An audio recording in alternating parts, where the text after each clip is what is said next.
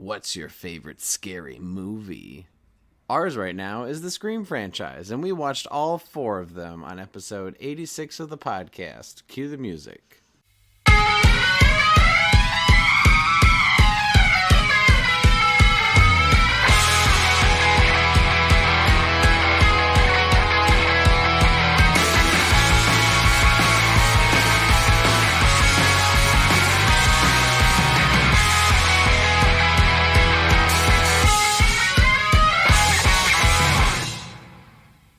Welcome, everyone, to the Entertainment Buffet podcast. I'm one of your hosts, Brandon Prosek. And I'm your other host, Jessica Kwazz.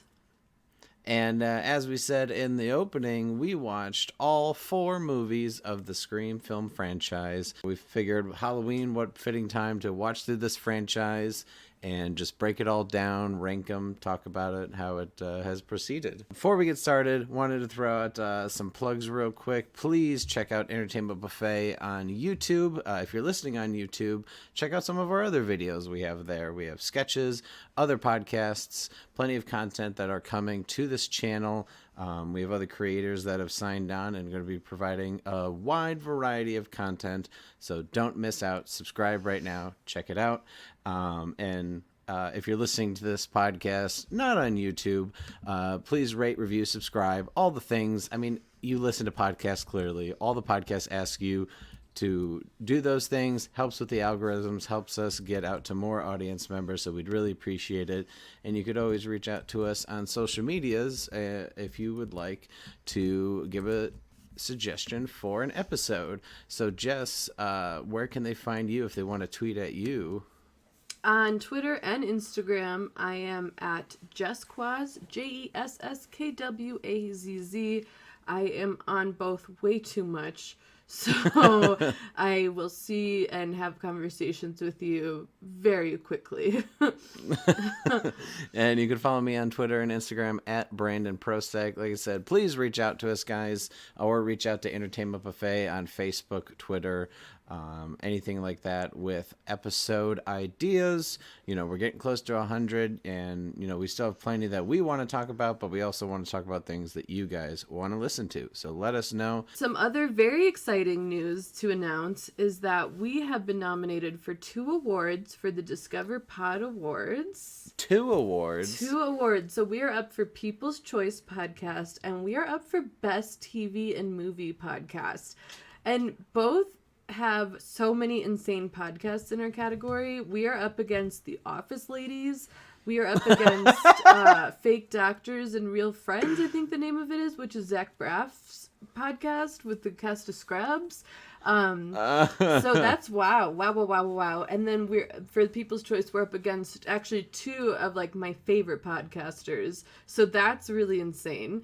But yeah, if you want to vote for us and show some support, we would really appreciate it. So you can find the link to where to vote in the show notes. I'll put them in. And also on our social medias, Entertainment Buffet's Twitter and Instagram, and my personal Twitter and Instagram. You can find the link there. So if you go there, we would love a vote. And also vote early for the election. Go do that. Vote for the election and then come back to your home and vote for us.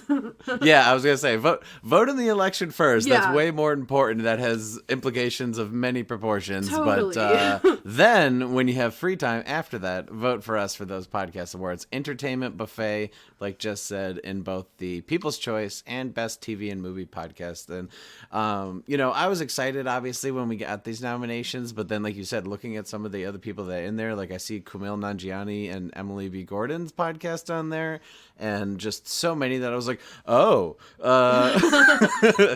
I feel like when you walk into a party and it's like a bunch of people you don't know, or maybe some you've heard of, and you're just like, am I supposed to be here? Right, and everyone's just so much cooler than you. You're like, oh God, do I fit in? Yeah, so like Jess said, we're going to put the link in the description, whether you're watching this on YouTube or Apple, Spotify, whatever. Look at the description. There's going to be the link. Jess, do we know the deadline for voting? Yeah, so November 6th is the last day to vote, so please hop on those links and vote for us. We'd really appreciate it. But Yeah, Jess, I know this is one of your favorite franchises, and you're obviously a huge horror fan, as we all know. So, when was the first time you saw these Scream movies? Was it when, we were younger, like when they were first coming out? Were you allowed to see them in the 90s? So it's interesting because I actually was such a wuss about what I watched for majority of my life. And I did not do well with horror. It was like one of those situations where I was like exposed to a little bit of horror like way too young.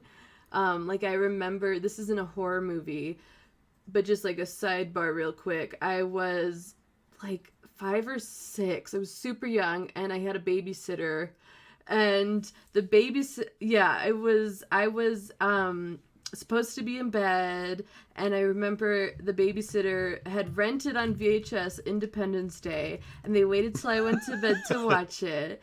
But I for some reason came out of my room and came downstairs right when it's the scene where the doctor is being choked out by the alien in the fog room, and he's like, ah! And I was like, ah! And I like freaked out, and so just like things like that, I was exposed to like really intense horror moments when I was younger, and I hated it, and I was so terrified of it.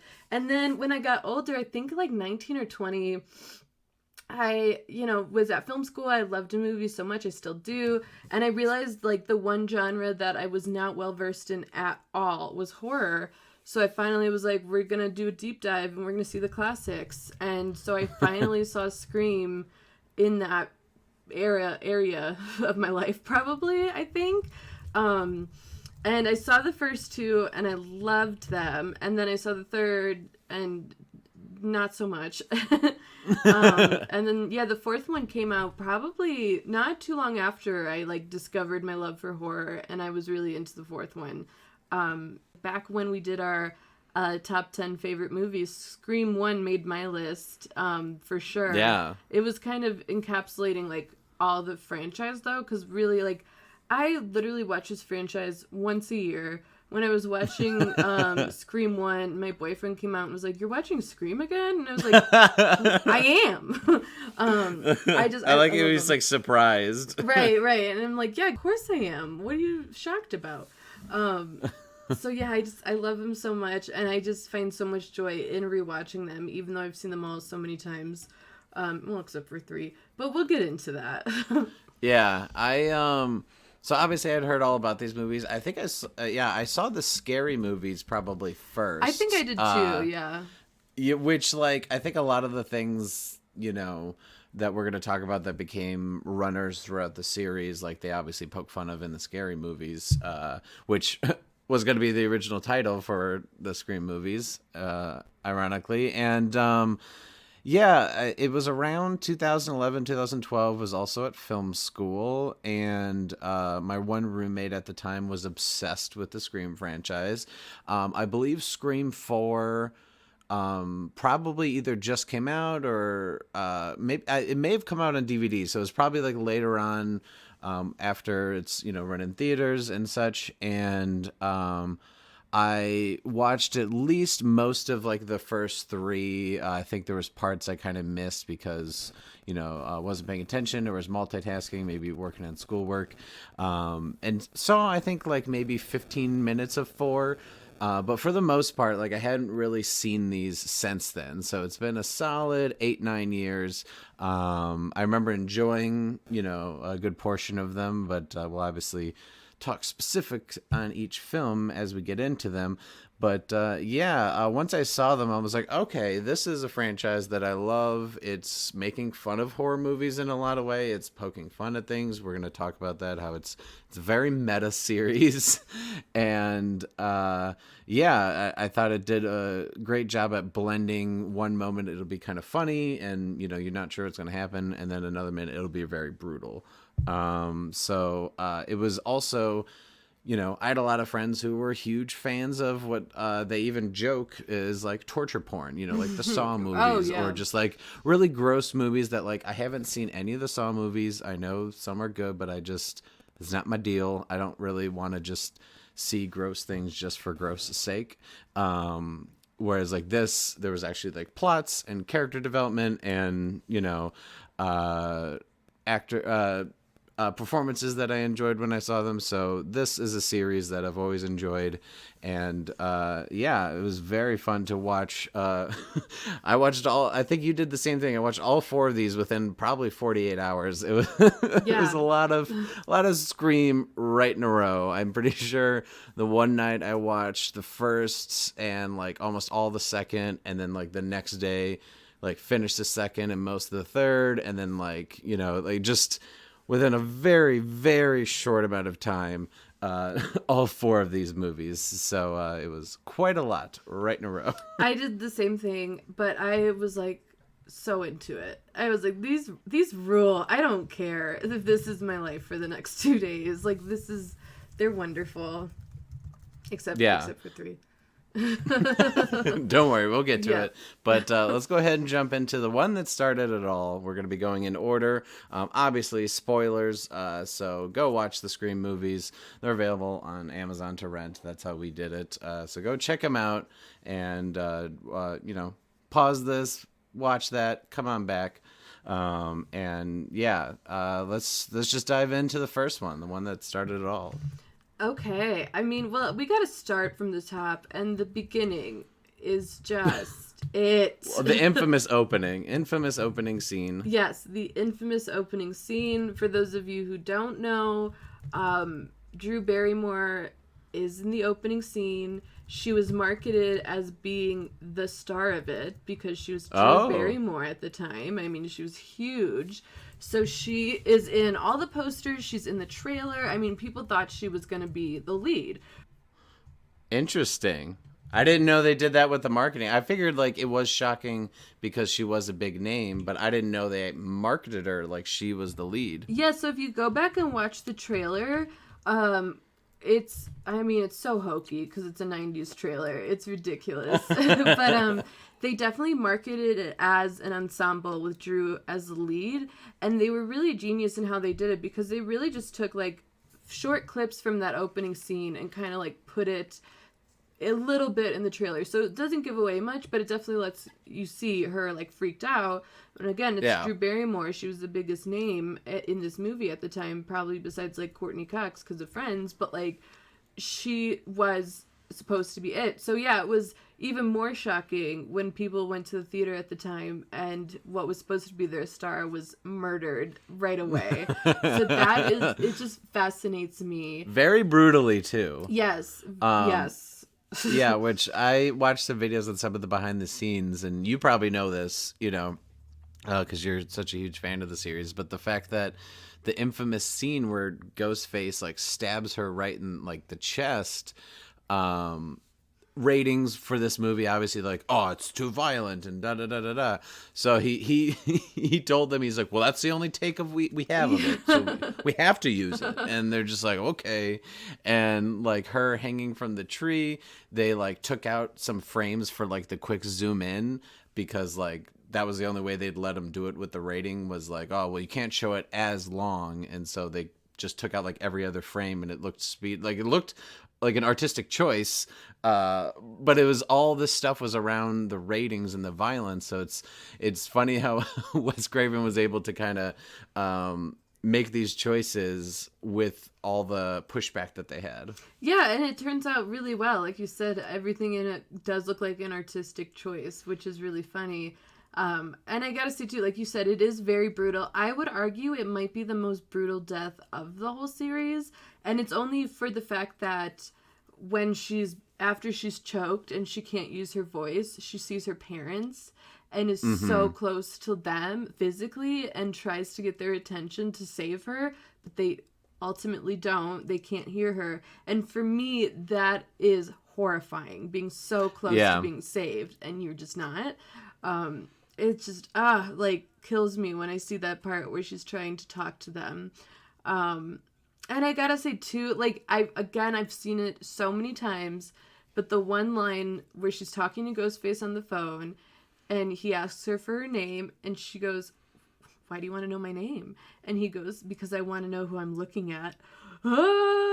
It gets me every time because there is nothing more uncomfortable than like being looked at and stalked and you have no idea. Like, it just kills me. It kills me. You know, when the scene starts, I had no idea because, like, she tries to, say, like, oh, well, my boyfriend's on his way. And at first, I thought she was just saying that as a way to, like, scare him off, saying, like, hey, I'm not alone.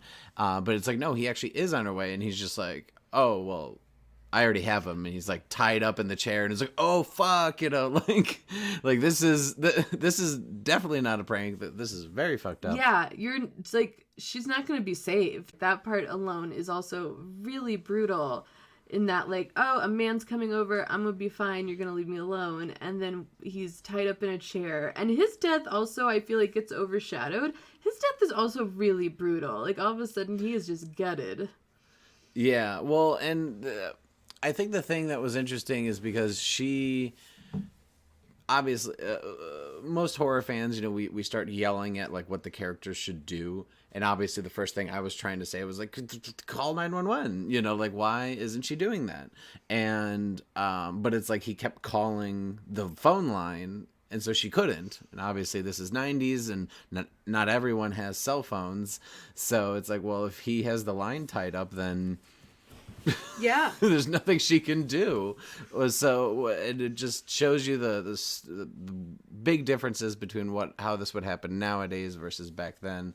And, only 20, 30 years ago, whatever it is now. And, it was a brutal way to start the movie. And I think the fact that they used that marketing to try to make you think that she's a lead character is awesome.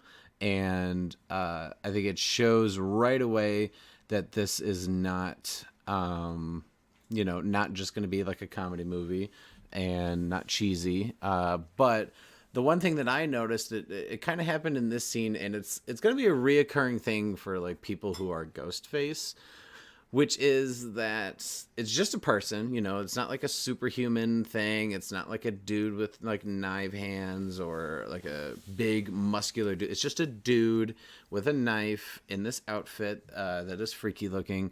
But when whoever's Ghostface, like, will run and, like, is trying to attack, whether it's Drew Barrymore or, like, anyone in these movies, the fact that they're not, like, perfect. Like, they fall, they stumble, they get knocked over, like, they get punched, kicked. It's like they're clearly not perfect. And I think that was one thing that stuck out to me in these movies, is especially, like, when one of the heroines would just punch him or knock him down the stairs or whatever. And just, like, it looked funny because it's in this, this ghost face with this black robe, and to see him, like, flailing all over. It's like, oh yeah, he's not some, like, 6'5" jacked muscular dude with a machete.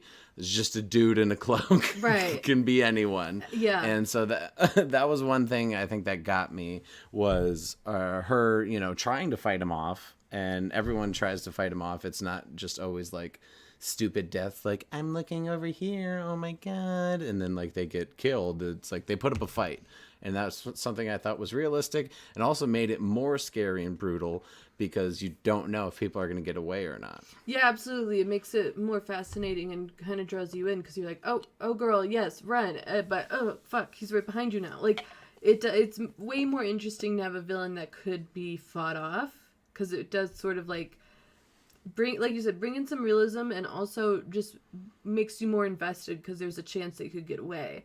And I think, going back to the beginning, I just think it was so genius again that they marketed it in the way that they did. And marketing is just, like, not done like that anymore. Everyone kind of tries to just throw out all the cool stuff in the trailer, and it turns out to be, like, the whole movie sometimes.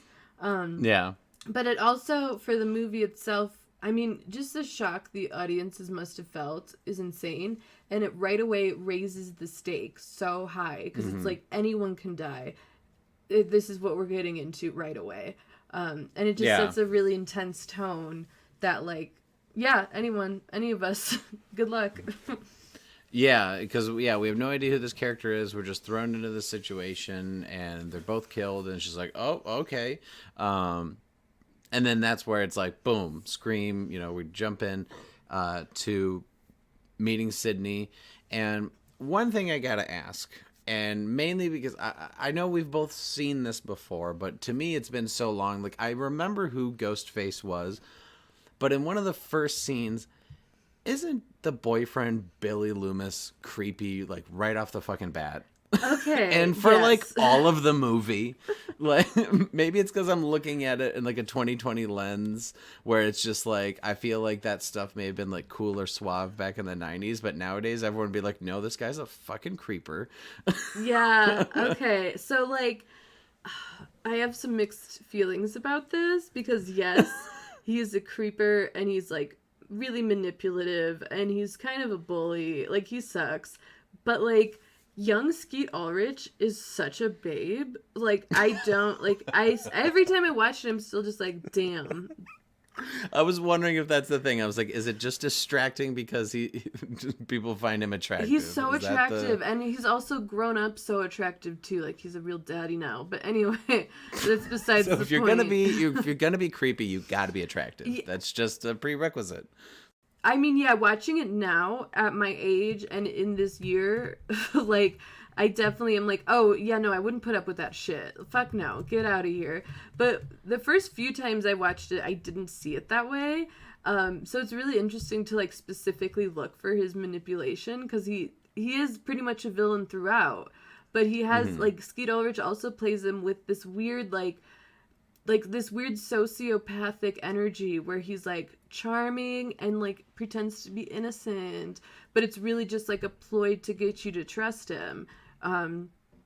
So I do find it like interesting that, like, yeah, he is really creepy on paper and you can clock it, but there was also something like weirdly likable about him. I don't know. And yet, Really? I mean, I don't know. I felt that way like the first few times I saw it. Like, I didn't really track like what a fucking awful person he is.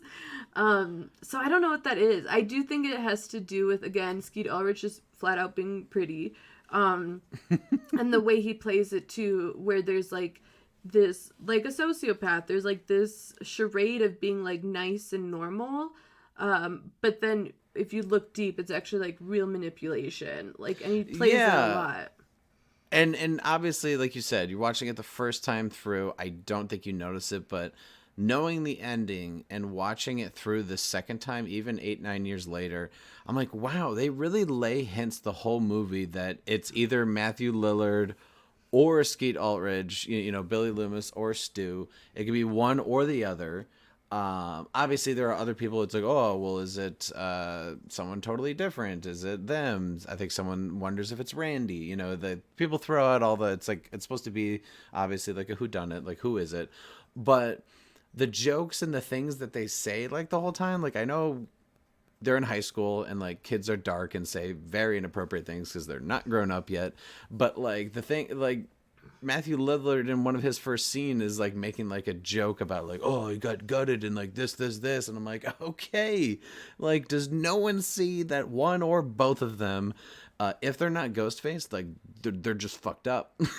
Like, they're fucked up, and why are you friends with them? Is it just because they're attractive? Right. I mean, teenagers are also, they're teenagers. Teenagers are dumb. So like, I don't think you pick up on manipulation and psychopaths when you're like 17. Yeah, you know, but it's also, it is really interesting because yeah, watching it when you know who it is, they just tell you, like, they tell you so many times, but it's like for some reason the first time around you just don't see it coming, for like a few reasons. It's set up very interestingly, like for instance, there's a scene where Randy just calls out Billy to Stu in the video store that Randy works at. And he's just straight up like, yeah, no, Billy's the murderer. Like, I don't care what anyone says. You definitely did it.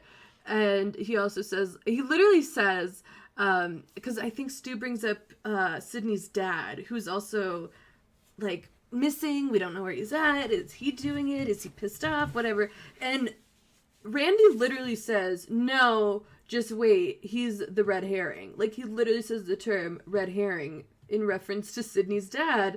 So he's literally just like saying it, but also like the way that they have Randy's character talk about movies, it's in such a way that's like so over the top and kind of nerdy and ridiculous that it's like, okay, Mm-hmm. bro, calm down. Like, you've seen too many movies. Yeah. When literally he's Well, also saying it the whole time.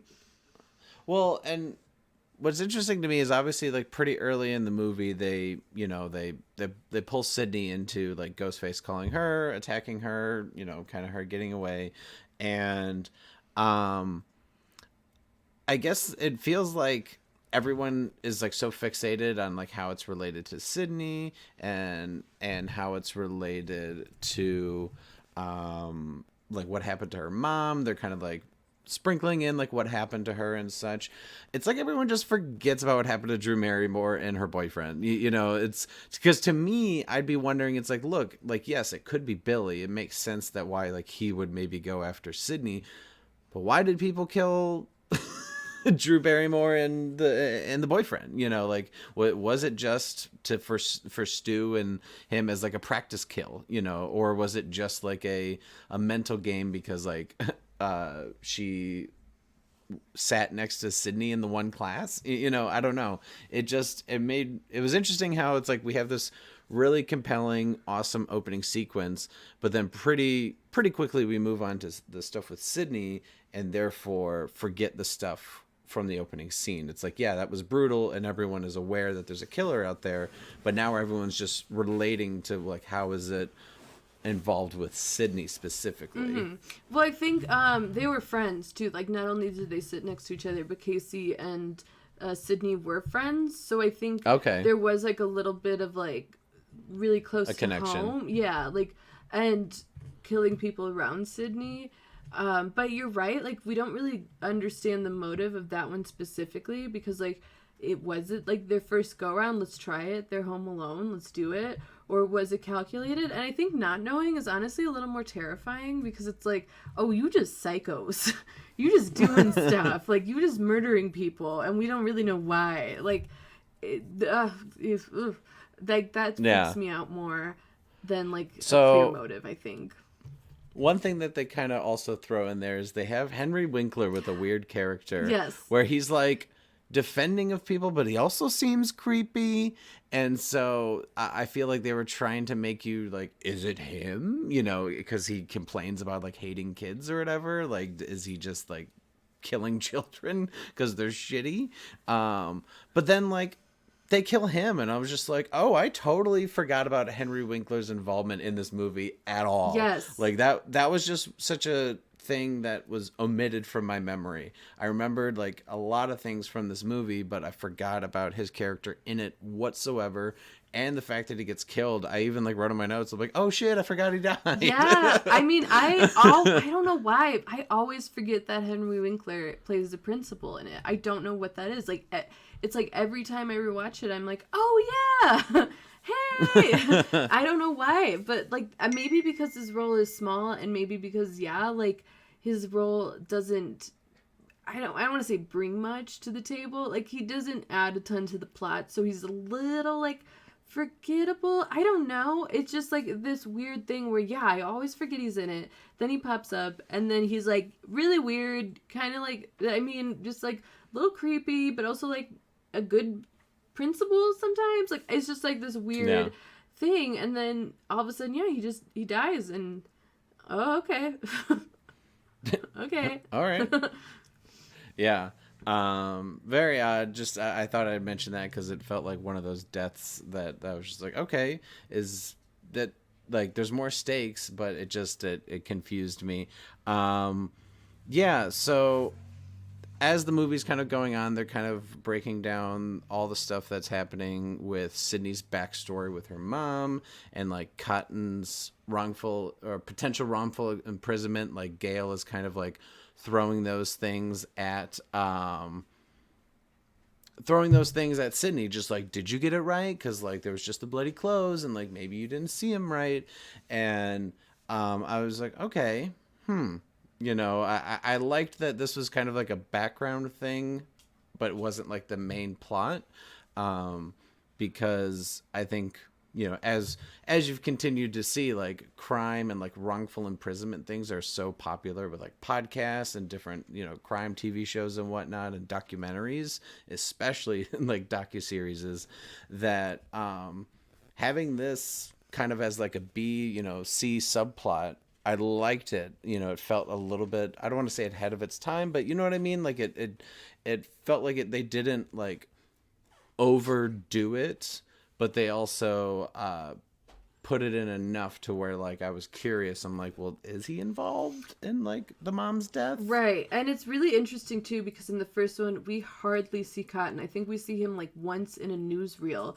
And it's interesting too because it's Liev Schreiber. Like he's just like was yeah, there's like known people in this movie, which I think that was something big for the time, is like horror movies they weren't like all like A-listers yet or anything, but they get names or people you recognize. Oh, for sure. I mean, Neve Campbell was on Party of Five at the time. She was huge in the 90s. Oh, that's right. Yeah, and Courtney Cox was just starting Friends. Like, these were pretty big names. But, like, it's interesting. I don't know if, like, Liev Schreiber... Like, I don't know when his career blew up. I'm not too familiar about that. But it is interesting that in the first one, he doesn't have any lines. We see him being brought into jail.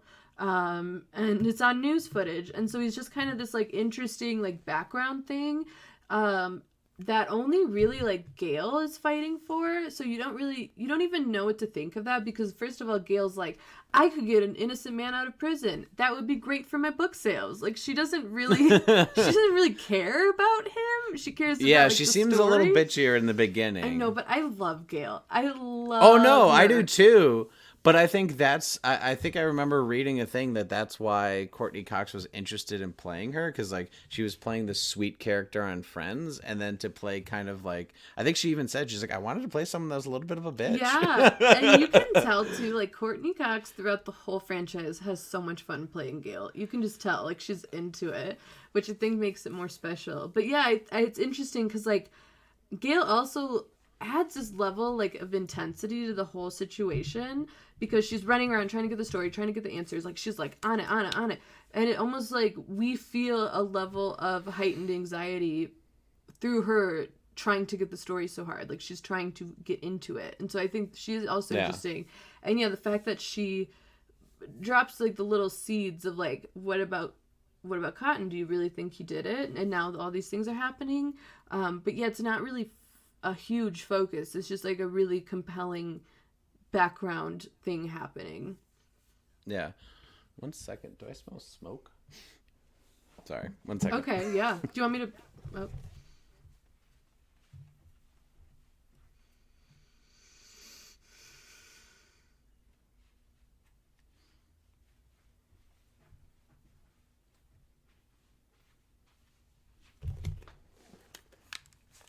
Oh, she smoked down here before she left. Okay. I was like, what? I will have to wrap in a couple minutes here. So if we want to continue on with the first one when we get back, we can. What else did I want to bring up real quick? As far as like talking about Gail, I also enjoy her character. I like that it's not just all about like the friends, like the main, like yes, it is about like her and like Tatum and Randy and, you know, Billy and like it is about the friends, but also there's this Gail character, and then there's also Dewey, you know, and who's a deputy. So it's like you get kind of like different realms of this thing, and I think they're kind of. It is like an ensemble piece. Like they are brought together well. So I enjoyed that there was a variety in the storylines and it's not just all high schoolers. Yeah, absolutely. It makes it more, I don't know, it feels bigger when it's just not high schoolers and there's like adults in the situation. Although adults is like loose because Gail and Dewey are really interesting because like, okay, David Arquette was only 25 at the time of making this movie, which blows my mind because Like, he has a line where he looked at, for at least a few of these movies, he looked the same age. Yeah, so like there's a line where he says something like, I'm not a kid, I'm 25. And I was like, you are not 25, sir. You are so old. What are you talking about? And I looked it up and I did the math and I'm like, whoa, David Arquette was 25? That's super wild. You look not that. Yeah, and Courtney Cox was probably, what, 30? Yeah, I think so. But she looks great too. Like, but what gets me is like at one point, Gail, a news reporter, and Dewey, a deputy, show up at a high school party where everyone's drinking, underage, and it's not problematic at all. Like, no one seems to have like an issue with it. It's not even like Dewey and Gail are like, oh my god, we shouldn't be here. No, they're just like, hey guys, we're crashing your high school party. Right. What? You're a deputy. Yeah, like Dewey maybe makes a little sense. I bet a lot of them kind of knew because he was the older brother of like Rose McGowan's character. But yeah, like Gail being there and him, it's just like, especially because he's in like uniform, it's just like, wait, that's not what? So it seems like pretty early on, like there's like this little tension. Like obviously Dewey, I think, isn't a fan of hers because of like the book and like what she, I think, you know, he seems like not like super close with Sydney, but like the families are obviously close in some way through his sister. And so there's like a little bit of tension, but then it seems to flip pretty quickly to like them being into each other, which, you know, obviously we know that these two people married and had children in real life and were together for quite a while. And I think only a few years ago got divorced. But I don't know. What did you think when we were first watching this? Like how quickly they jumped into they're together? Yeah, it's super weird. I don't see, like, Dewey is such an interesting character in the whole thing because he's like has this like really innocent, kind of likable personality, but he's so also so incompetent. Like, it's ridiculous, which I do also kind of like having our quote unquote male hero be like kind of derpy, like yeah. But it's just so interesting, like, because Gail and Dewey, while I like that they are together, they're not necessarily a couple like I root for. I'm not like, yes, Dewey, Gail, couple goals. Like I'm just like, yeah, okay, whatever, they're fine. Like, it's so interesting.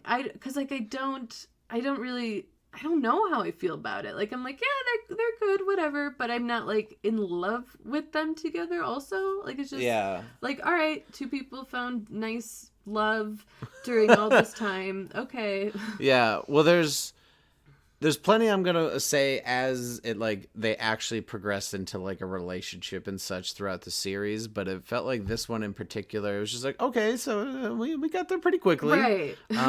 You know, maybe they didn't know that it would be a runner throughout the franchise, but yeah, I just want to get your thoughts on that for now because this is something I took notes on to see how it developed. So one thing that obviously we were talking about a little bit earlier about Billy kind of being creepy and giving weird vibes, but, you know, some of us were distracted by his looks. To me, where I was totally not on board was later on in the movie, and I think this was after he had already been like accused of being Ghostface, is where he pretty much said that like Sydney should get over her mother's death, and like he was upset because like they haven't had sex, and I was just like, what? Like, I know you're a horny teenager, but like her mother only 1 year ago was raped and murdered, and you just say get over it? What? It's like, she died a year ago tomorrow. Like, it's not even been a year, bro. Right? Yeah, so, yeah, it's really bad, and it is a major red flag, but again, it's like, teens are silly, and they're in love, and they say things they don't mean, but, like, also, watching that, knowing what he is, he's, you know, the killer, or one of the killers, that's a perfect example of like sociopathic manipulation that he has, because in an earlier scene when they're talking about having sex for the first time, he's like, no, we'll wait, no rush, no worries. And then he, comes out with like, hey, I want to do this. Are we going to do this or what? But he does so in a way that it's like, it's her fault, where it's like, well, I've been patient. I've been waiting. Yeah. I've been a good guy. What's your deal? And then, yeah, like he says this awful thing about how like, just get over your mom's death. And she's like, excuse me? And then he's like, well, I'm just saying, like, my mom left me and it took me a while, but I got over it. And I'm like, I don't mean that like your mom's death doesn't matter, but it's been a year. So it's like this like weird manipulation that he does where he says awful creepy things and is just an asshole, but then he can spin it to be like, oh no, I didn't mean it like that. You're taking it too seriously. Like he's like the original gaslighter over there. Like, yeah. I knew like when this was happening too, I was just like, okay, not that like in the 90s this behavior would be okay, but I feel like especially now that we're older and like looking at it from a lens of like not being high school age, it's just like, yeah, this is very problematic. Yeah, it really is. And it's just like, yeah, I don't know. Again, I don't know what to attribute it to. If it is just his like looks or like the way that Skeet Ulrich can play him charming at times, or, the trope of like the high school bad boy, like he's emotionally broken. Sometimes he says the wrong things, but he really cares. If it's like all those things combined that still make him like hidden as the villain, I don't know. I don't really know, because yeah, once you see it's him, it's like, oh, the red flags are fucking everywhere. Like at one point I talked about how Randy's character in the video shop just straight up is like, oh, Billy definitely did it. And like immediately after that, like Stu grabs him and Billy gets in his face and intimidates him, and like right away you see their dark side and how like easily they can snap and be like psychos and then go back to like being nice boys. But like again, there's just something in the way that it's played out where it's like he's just joking around with Randy because Randy keeps calling him a killer. That's why he's pissed off. Like that's why he's doing this. And Stu's just backing up his boy because he's calling his friend a killer. Like it's so interesting because like every red flag can be played off in this weird sort of like, again, bad boy teen like sort of way, which is gross and disgusting. I'm not saying it's like, oh, he's fine, he's just misunderstood. Like, no, he's a psychopath. But it makes sense why a teenage psychopath can blend in, sort of, I guess. Yeah, I mean, it's easier to spot now, like you said, now that I'm closer to 30 than I am like high school age. Yeah, I guess to me, all of these things, like you're saying, like we're closer to 30, like it just were big red flags to me that the first time I watched it when I was, like 18, 20 range, seeing it now, just like totally different lens that like, I'm sure I thought some of these things when I saw it, but like they didn't jump out as much. Whereas like, this is just like, he's a killer. Why can no one see this? And like they really laid it on thick, is this even going to be like a twist? But I did enjoy, for the most part, like when it comes to like Sydney's character, is when she's almost attacked and then like all of a sudden Billy's just there and then like the phone drops out of his pocket. I like how I could see in other films that he could have like maybe talked her out of it, like, no, that was just a coincidence, and then like they would have written probably like the character to be really dumb and be like, okay, I still love you, and then whatever. But like, no, she's just like, what the fuck? Why are you here? And why did this? And she just immediately is suspicious with reason. It was just like, great. She's a smart character. She's not an idiot. And she's sticking up for herself and not trusting this dude. We don't know how long they've been together at this point, but it's just, that was one thing I noticed. I like they take him away. And, of course, because the twist of it being two people, they're able to have another, kill or attack happen while he's locked up. So it kind of gives him an alibi. But yeah, I it was interesting how pretty early on he was suspected and then they set up the whole alibi thing to say like, no, it's not him. So now they're trying to throw like a big twist, like who can it be? Only for the big twist to be there's two of them, which that was the thing I had no idea would be coming, is that it was two people. I guess I don't want to jump quite to the end yet. I'm getting a little ahead of myself, but one of the last like kind of brutal deaths before the like climactic ending is happening is her friend Rose McGowan's character, Tatum, I believe is her name. Tatum. Yeah, has the garage door death, which like there's a lot of brutal stabbings in this movie, and then this death in particular was both brutal but also comedic. I don't know if it's just because of how it played out, but like, what'd you think of this death in particular? Because this is not just the principal. This is Dewey's sister, which I forgot the first time I saw that they're brother and sister. Like, I don't know why I put that out of my mind because Dewey's in 4 of these movies and Tatum's in 1. So right. I forgot, but it's Sydney's best friend and Dewey's sister, and she goes in this way. Like, oh, it felt way more brutal this time around. Yeah, see, it's hard for me because I do love the character Tatum, and I think she's just like a great pal to Sydney. She's like so supportive. She calls a lot of people out on their bullshit. Like, I loved her so much. But again, it makes sense to have her die, because then again it raises the stakes of like, these are people we're really close with. These are people we love. They're dying. What I love about her death in particular is that it does what Scream does best, where it blends this like camp with horror. So like you said, like it's brutal, but at the same time it's weirdly comedic, because she gets the ghost face gets her stuck in a doggy door and she can't get out because of her boobs.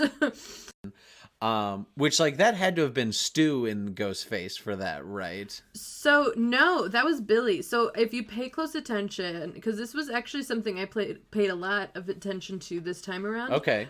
So Stu completely sets her up for her own murder, because he offhandedly tells her like, "Oh, just like go grab another beer for me in the garage." Yeah, I remember that line. That's why I thought it was him, because it was like, go get a beer. Yeah, but then you notice that someone closes the door on her from the garage. So I think it was Billy that was in the garage, and Stu closes the door on her and locks it from behind, and then just gets back to the party. Because right after Tatum's death, like Billy comes around to the front door and starts entering, and Stu has this like line where it's Matthew Lillard who is giving it like 110% throughout the whole movie. He has this line where he says, "Oh, what are you doing here?" But it's delivered in a way that's like really coy and like very subtle. If you are noticing it, you can pick it up. But if you're not, it's just like, "Oh, what are you doing here, bud?" But he says it in a way to Billy, almost like, "What are you doing here? Like, I know why you're here, but no one else does." Yeah. So yeah, I think it's definitely Billy in the garage waiting, and then Stu sets her up to go there. But yeah, the death itself is, again, it's like this weird blend of and a good balance of like horror, but also not taking itself too seriously, because it is a very ridiculous way to go, even though it's brutal. Yeah, like I felt weird laughing at it. Right, yeah, and I think that's what Scream does best, again, where it's like you're laughing at something that's horrific and you're finding like entertainment out of it too. Yeah. It does not take itself too seriously, but yeah, that's a hard death, just because like I like the character so much. And she's just so good for Sydney as well. She's just a great supporting character. But again, it's like, it makes sense, because at this point we're like really ramping things up, and it's gotta be someone that like we really care about and we really are invested in to go. So it's a bummer, but yeah, which the art. The one thing I do have to, I don't want to say criticize, but like, because like a lot of stuff started happening, they're juggling the stuff with Gail, Dewey, Randy, the camera guy, Sydney, like towards the end there, that it felt like it took a while for someone to find Tatum's body.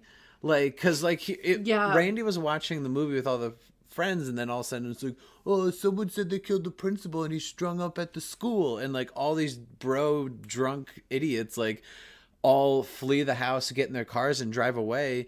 And I was like, wait, how is this house laid out to where no one noticed the girl hanging with a broken neck from the garage? Like, maybe it's laid out differently than I'm thinking, but it just made me curious that we didn't really get to fully, the audience felt it, but I'm like, we didn't get to see like Sydney or Dewey find her, and have that emotional moment, because like maybe they were like, all right, we got to wrap this up, we have a lot of shit going on. I don't know. Well, Sydney does discover her. We do see that. And it's in the middle of like her trying to get away from Ghostface, where she finds Tatum and does have a moment of like, oh my fucking God. But you're right. Like, I always struggle with the logistics of the house. Like, is the garage in the back? And like, that's why none of these teenagers are seeing her. Yeah. Like, I don't know. It's just odd to me too that like no one else spotted her beforehand. Like, where is this garage door? Because yeah, you have all sorts of people in and out, and no one sees her until Sydney like actually jumps onto the roof and falls to get away from Ghostface. So it's like, okay, she discovered her, and it makes sense to have her discover her. But it's also like, how did no one else see her? Like, where was she? Yeah, that's kind of strange. You're right. Like, that does trip me up whenever I watch that. Yeah, for sure. So obviously, we're both film nerds. You're more of a horror nerd than I am, but I loved Randy's character. I think it was a good dynamic because you have, like the best friend, you have the best friend's boyfriend, the boyfriend, and then like you have Randy, who is kind of like the comedic relief. But I also had no idea whether he would live or not, because the fact that there's the scene where like Ghostface is right behind him and he's like watching the movie. He's like, don't go in there, and he's like drunk. And I'm like, oh, come on, don't kill him. I know. That's another like just really funny and campy scene in the movie where he's talking to the character who's about to get killed in Halloween, and he's like, oh, come on, he's right behind you. While Ghostface is literally right behind him. Yeah. And he's unaware of it as well, just like the character he's yelling at. And that is, I think, very fun. His life is spared because Ghostface runs out real quick to get someone else. Yeah. But I really do enjoy the character of Randy. I think he's a wonderful comedic relief because he's also just that guy. Like, we all know a guy like that, so it's not out of the ordinary to have this character like spewing out movie facts and being like, like, it's not. It's like, it feels real. Like, I definitely knew that kid in film school, like, for sure. Yeah. And I love to, one thing that is something that plays out throughout the whole franchise, even when he's not in it anymore, which we'll get to eventually, because I have thoughts on that. Yeah. But he has these, the rules of horror movie, where he's talking about horror movies. He's also very into horror movies and how they're plotted out. Which, quick, almost the entire main cast, like, of characters is super into horror movies. Like, they all start talking about it like they're just talking about, like, the hero's journey, but they're talking about horror movies. Where I'm, like, which I get it, is kind of the deconstruction, like, we're making fun of horror movies while doing a horror movie. But I just found it funny that it wasn't just Randy. Like, it's Sydney, it's Randy, it's Tatum. Drew Barrymore in the opening scene was a fan of horror movies. I've seen that movie like 20 goddamn times, So, what'd you think of that in like Woodsboro? That it's just like, is this like a horror community? I like it. I think obviously it's like a micro version of this, but so many people do watch horror movies. I mean, and not just during Halloween. Like, Midsommar was incredibly successful for an indie horror. Think about how many people saw Paranormal Activities when they were coming out. You're right. It's like, it's funny because it's like a whole town that just happens to be really into horror. Mm-hmm. But I like that too, because again, it's done in this kind of compressed way. And it's like, it's just interesting to see a movie reference its own genre so frequently as well. Mm-hmm. Because it kind of thrusts itself in that genre by referencing all of these movies. So I like that they all kind of are into it. However, they're not as gung-ho nutso as like Randy is for it, where he Works really, at a video store. works at a video store, talks about Prom Night 2, which is like, oh my god, who has seen Prom Night 2? Like, Yeah.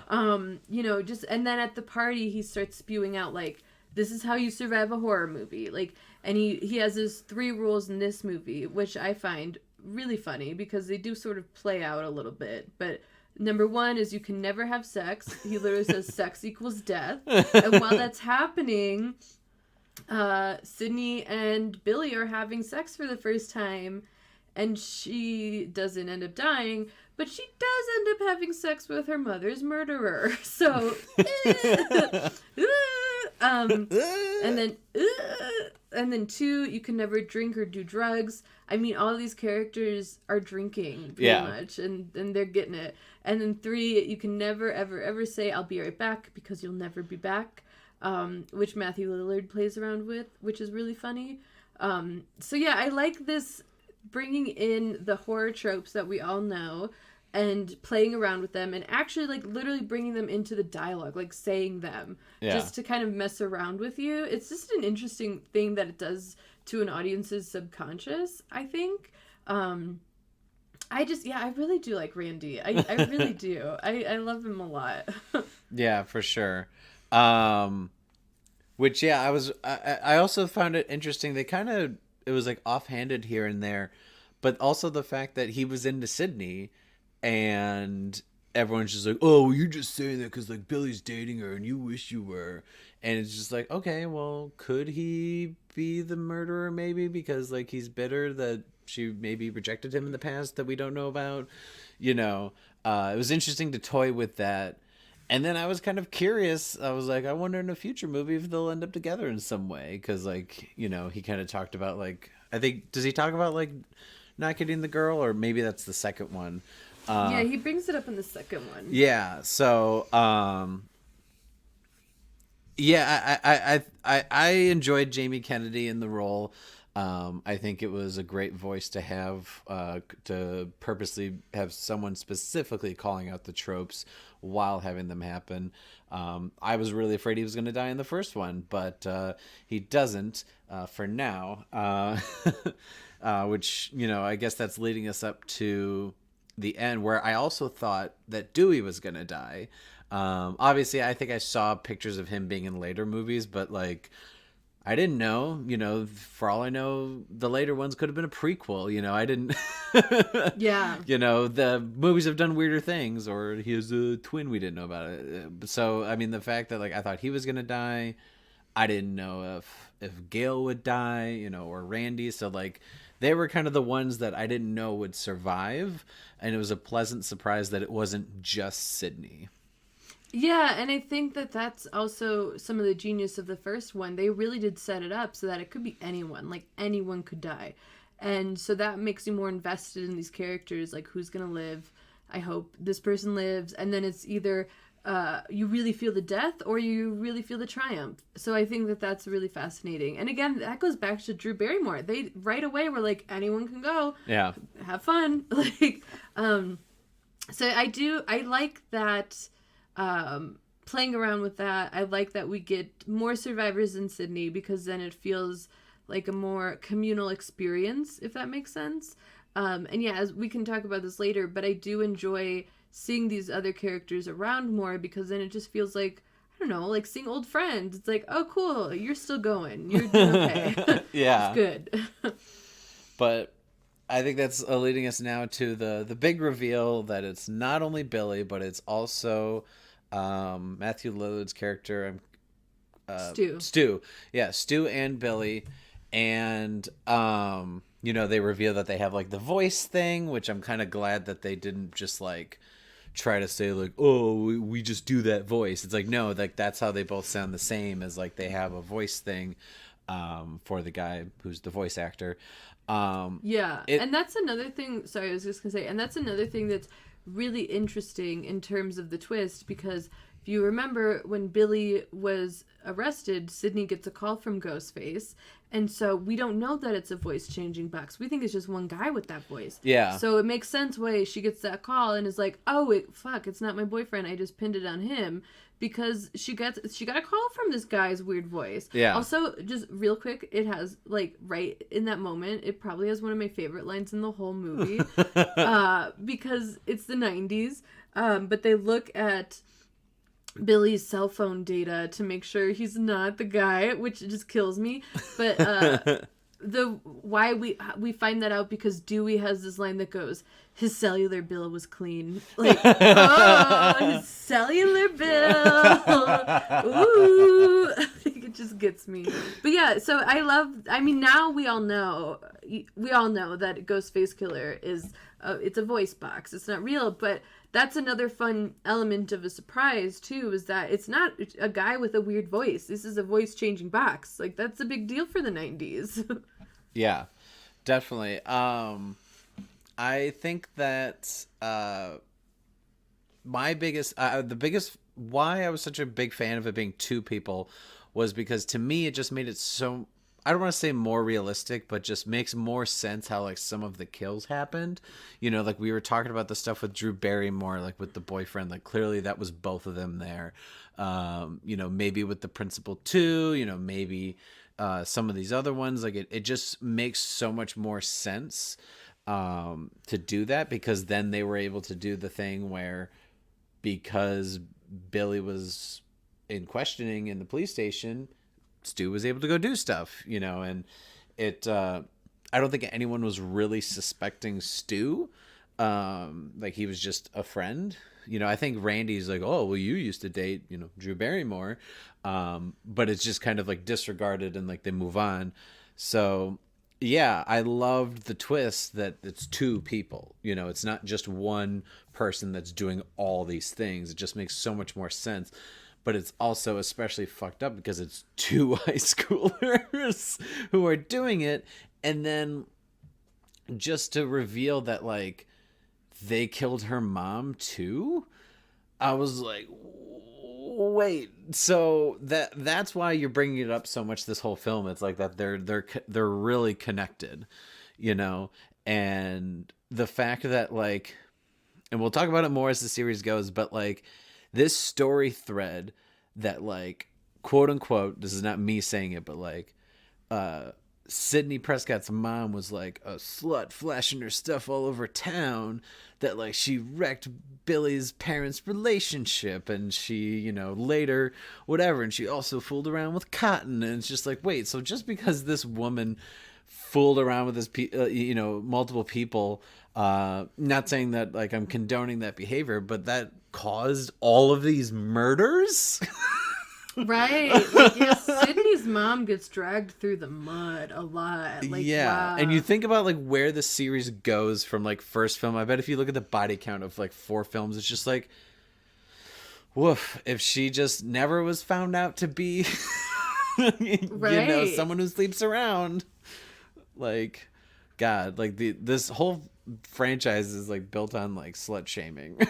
It really is. Like, it really is. Because, yeah, she's originally killed, we think, because she had an affair with Cotton, and he did it. But it turns out, no, she had also another affair with Billy's dad, and that's what drove Billy's mom to leave. And so Billy's all sorts of pissed. So that's what really got her dead. And then the anniversary of that is what brought everything back up. Yeah. So it's just, you're right. It's very interesting that this whole thing, the foundation, is like a slut-shaming moment. Like, yeah, that is super wild. But it was, like, I do remember the first time seeing it, and it was a major twist because Sydney had no idea that her mom had an affair with his dad.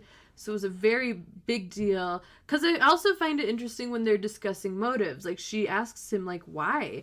And at first he's just like, I don't know. But, like, maybe it's more interesting if I didn't have a motive. But also, your mom slept with my dad. So yeah. It's like, oh, so that was a little bit of that, and then you're also just a psychopath who likes murdering. So, okay. Well, and then she tries to ask, like, Stu is just like, well, why you? And then, like, he kind of just, like, this is where, like, they stabbed each other to, like, you know, because they're going to pin it on Sydney's dad. And he's like dying. He's, oh man, you cut me too deep, and she, takes the voice box and she's fucking with them. And he's just like, peer pressure, it's just like, wait, do we think that, like, what do we think why he actually did it? Like, that he was just fucked up and like they both talked about it and then he was just game because maybe he's fucked up? Or like, do you think I don't know. What do you think about Stu's possible motivation? I think it was the glory of being the quote unquote survivor. Like, because, like, I mean, this is a whole deep thing that we can get into. Or not, let's not. But American culture loves survivors. They love survivors of any sort of anything. I mean, there's been shows that are like, I survived. I shouldn't be alive. Yeah. How did I survive? Like, we love a survivor. So I think that played a role in it. It was not only did he get to do all these, like, in his mind, fun and, like, bad things he couldn't normally do, but he also would get the glory of being the only survivor with Billy and getting away with it too. I think, I don't know, like, I think boils down to him just being like a very bored teen who didn't, like, he tries really hard to get a lot of attention but doesn't really get it to the level he wants. And I don't know, like, I just think he definitely found enjoyment in it. But you could tell in certain scenes, like, he definitely enjoys it.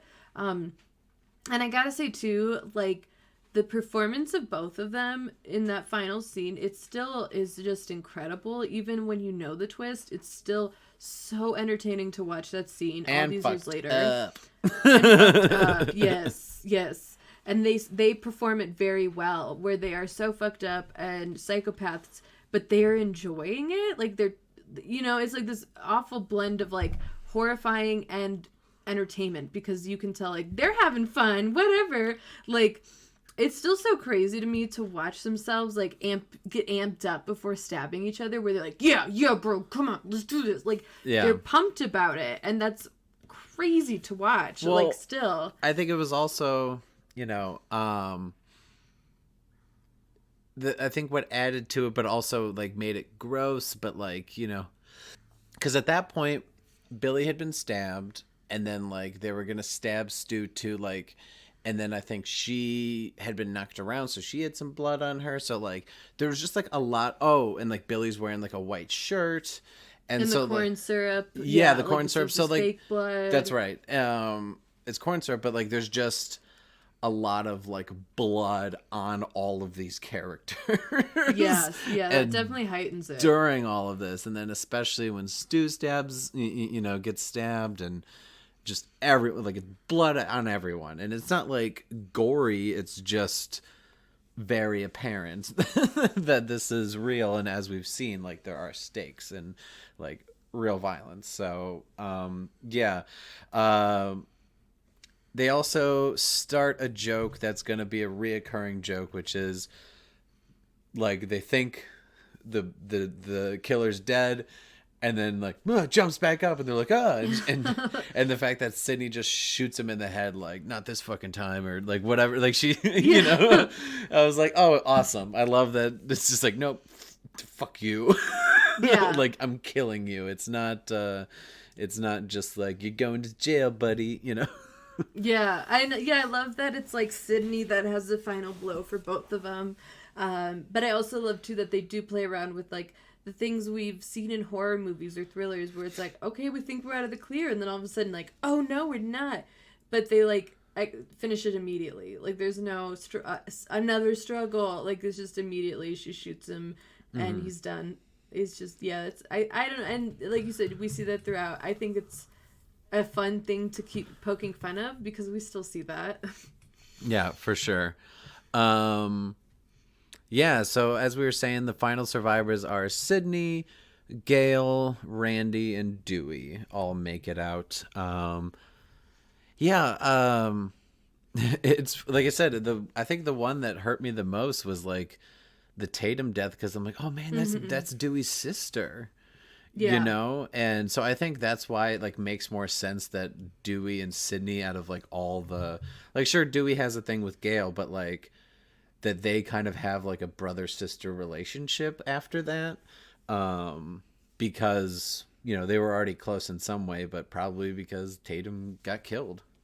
Yeah, and I think again Tatum is a wonderful character, and not only Dewey's sister but Sydney's best friend. And also, like, in the first movie, Sydney's a little meek, she's a little naive, she's still going through a lot of grief and trauma from her mom. And so I think Tatum is her voice in a lot of scenarios where she stands up for her and almost shields her a lot of the time.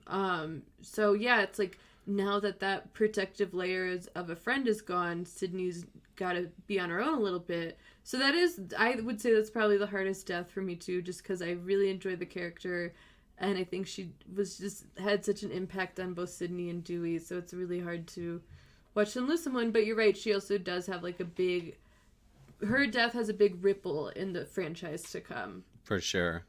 I knew we'd talk about that one plenty because, you know, it is considered the best and what kind of, you know, is credited as, I was reading, you know, more about just like the impact it had, and it was credited with revitalizing the horror genre in the 1990s, which was kind of like, I know at that time was a bunch of like direct to video stuff, like I was making fun of last episode, like the Leprechaun movies, you know, like, you know,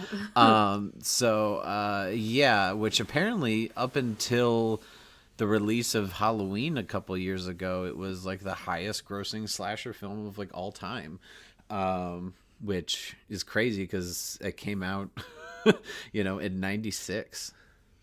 Yeah, that is really crazy. But it definitely does have an impact in the horror of the 90s and the horror to come later. Mm-hmm. And it also has done, like, created this interesting multi-genre, which is like horror comedy. Like, now we see those all the time. That didn't really exist before Scream. I don't like, because the 80s horror is so ridiculous and so over the top, but it was taken so seriously. Like, there was no poking fun at your own movie or poking fun at yourself in 80s horror. So I think it did do a lot for the genre and like brought it into this new sort of place. Slashers, became huge in the 90s, which is like, okay.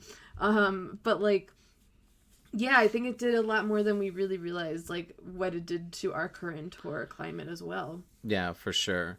But let's go ahead and move on to Scream 2, which only came out, it looks like it was about a year later, only like, which is a crazy turnaround time, which means they must have greenlit a sequel after they saw the results like in the box office right away, and they're just like, get right on it, you know, which... Oh, yeah. I was like worried because like obviously the Scream franchise is going to have its fifth one, that I'm like, I wonder how these sequels are going to be. I remember seeing the first time I saw it. But I was pleasantly surprised that Scream 2 is just as good, if not some people consider it possibly better than the first Scream. Yeah, it's really hard for me to say which one is objectively better because I just love the first one so much, and I love, like I said, what it's done to the horror genre, and that's why for me it's like my personal favorite. But they're both so excellent, and they are definitely like neck and neck with which one is better, which is rare with a sequel, and that's something even the movie itself comments on, sequels. Yeah, but it's just as good, like you said, if not maybe better than the first one. Well, one thing that I think helped was, this doesn't always happen with movies, is like all the surviving cast returns. They probably were all signed on to do sequels, but like Wes Craven came back to direct, Kevin Williamson came back to write, so it was like the same team, you know, they were able to just jump right back on it, and I think that's why it was probably easy to turn it around so quickly when like they haven't had to like, you know, figure out scheduling and all these things. Like, I bet some of these actors weren't super busy, or if they were, it's like, well, we'll pay you more because like we made a lot off the first one, and like the budget was, you know, looks like about 10 million more than the previous one, which the first one was like 15ish. So yeah, it was, I knew that they came out like both in the 90s, but I had no idea it was like almost a year to the day. So this one has a different opening. You know, we also start with like a couple that isn't from the original. It's Jada Pinkett, and that was Omar Epps, right? Yeah, Omar Yeah, Epps. very, So very young versions of them. They're yeah, for sure. babies. Yeah, it was when she was just Jada Pinkett, not Jada Pinkett Smith. Yeah. And yeah, so like they're going to a sneak preview of Stab, a Yes, film. this is our introduction to the Stab franchise. The Stab franchise, which I was like, I love this. It is incredibly meta right away, based off the events of the first film. So they set up that like tons of people in the audience are wearing ghost face. You know, they have knives. People are running around chasing each other. It's just chaotic. And yeah, I was like, oh my God, like this would be the perfect place to kill someone because literally everyone's dressed like the killer and running around with knives anyway. And people are screaming and not paying attention. So like once they set this setting, I'm like, oh, well, yeah. Yeah. But like, yeah, Omar Epps has like the shocking knife through the bathroom door, which is like, you know, something that they also kind of tend to do in some of the other stuff is like whatever these knives that the Ghostface killers are using are top notch to go through doors, through walls, you know, like they're heavy duty. They're not going to break for anything. yeah, those must be like chef worthy, you know, sharpened knives or something. They are ready. But yeah, what's interesting about this opening is similar to the first one, we get a couple that are both murdered, and the guy's death is a little overshadowed by how intense the girl's death is. Yeah. So yeah, Omar Epps gets stabbed through the ears, skull area while in the bathroom, and then whoever kills him puts on a ghost face and just sits right next to Jada Pinkett's character and stabs her. And there's something honestly so creepy and horrifying about the way she dies, because it's in front of a whole crowd at a movie theater. Everyone is watching her. All the eyes are on her, but they don't know it's real. Like, it's even said in a later line, like, oh, like they thought it was a marketing stunt, so no one helped her. Yeah. And that's horrifying too. Like unlike the Drew Barrymore one where she's pretty much alone by herself and this is happening. She gets murdered in front of a whole bunch of people and still doesn't survive. Well, they're both scared. Like, I remember you hit the nail on the head on why Drew Barrymore's was so freaky was because she couldn't quite speak so that she could get to her parents so that they could help, you know? In this one, it's kind of the same thing where, like, people are just rowdy and screaming and not noticing things, that she's just, like, walking around, like, with stab wounds and like no one's noticing it. And I think even one of the times like there's like a crowd person that like gets blood on her and just kind of like looks and is like, huh, you know, is but probably just thinks it's a prank, you know, like you said, like a marketing thing. And it's not until like she literally goes in front of the screen and dies in front of everyone to where people start to wait. Oh, this is it's like now it clicks. Now it clicks. Right. Yeah, and this is another way in which they raise the stakes right away from the beginning. It's like, not only can anyone die, but you might not get help. Even if you're fully in public, even if you're fully around people, you could still die. Like, So yeah, the opening, now we were set. Sydney is at college. She has like a new best friend, Hallie. And she has a new boyfriend, Derek, who's played by Jerry O'Connell. Randy's there, and also Derek's best friend, Mickey, which is played by Timothy Oliphant.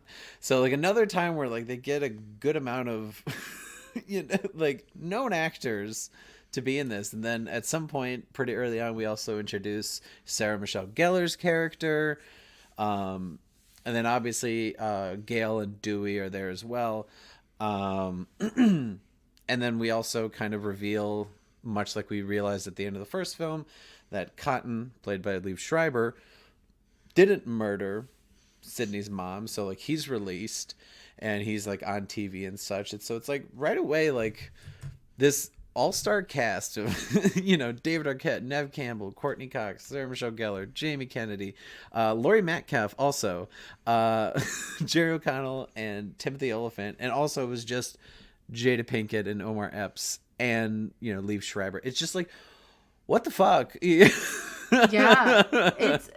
Yes, I think so. One of the first reasons right off the bat why Scream 2 just works so well is because they kept everything and everyone that we love about the first one, those that survived anyway, brought that back, but then also built on top of that. So we have Cotton back, which is like, we're going to build on that a little bit more from the first one. We got Sydney back. She's now a lot tougher, a lot stronger, a lot smarter. We're going to play around with that. She's got new friends, but we still have the old friends. And it's just, so they do it in a way that just blends it really well together, where we care about our old characters and we care about our new ones too.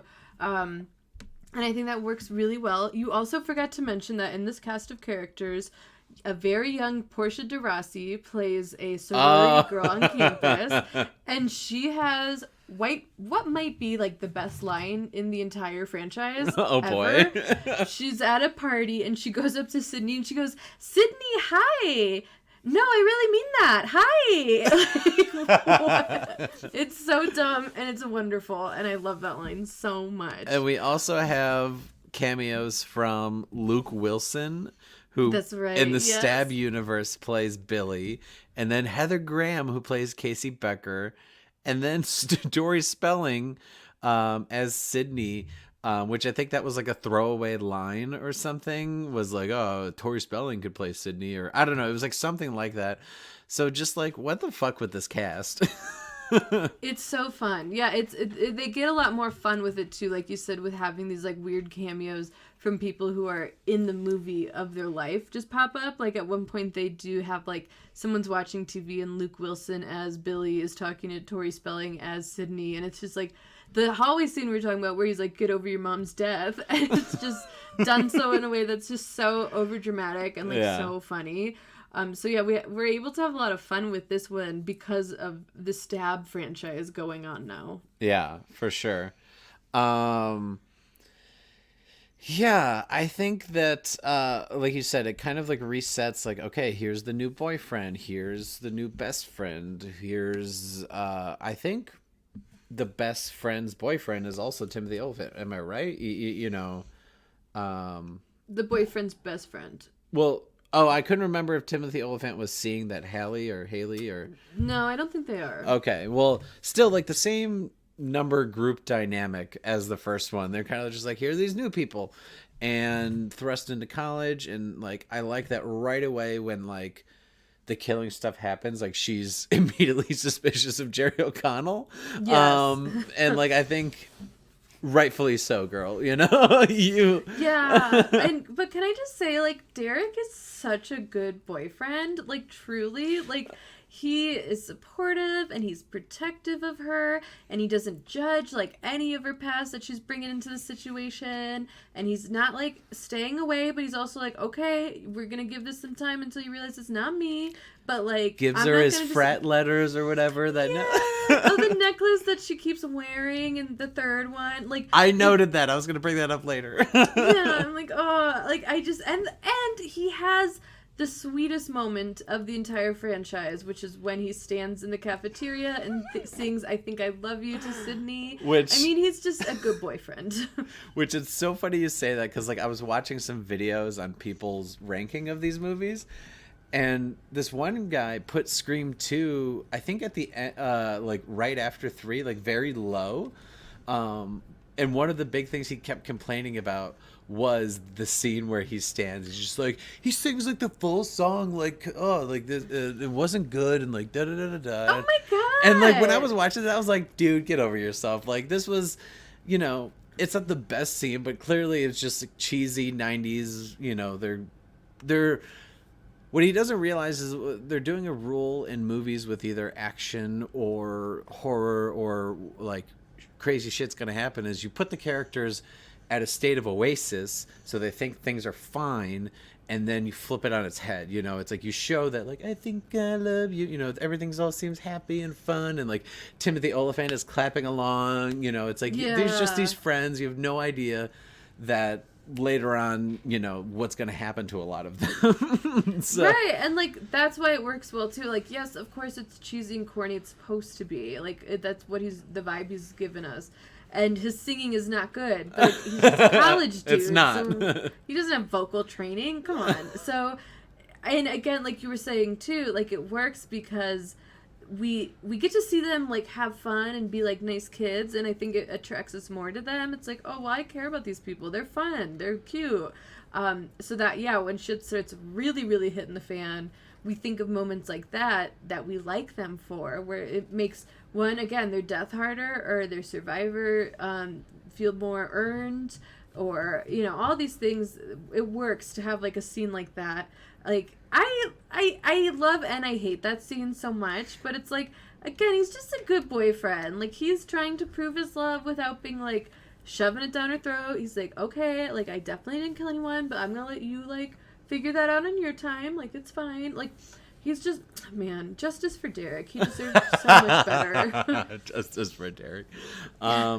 So, yeah, like I said, I'm glad they jumped right into suspicion of the boyfriend and also suspicion of Cotton, you know, because, like, even though he didn't kill the mom, he would be possibly pissed at Sydney because he was put away in jail for a year because of her.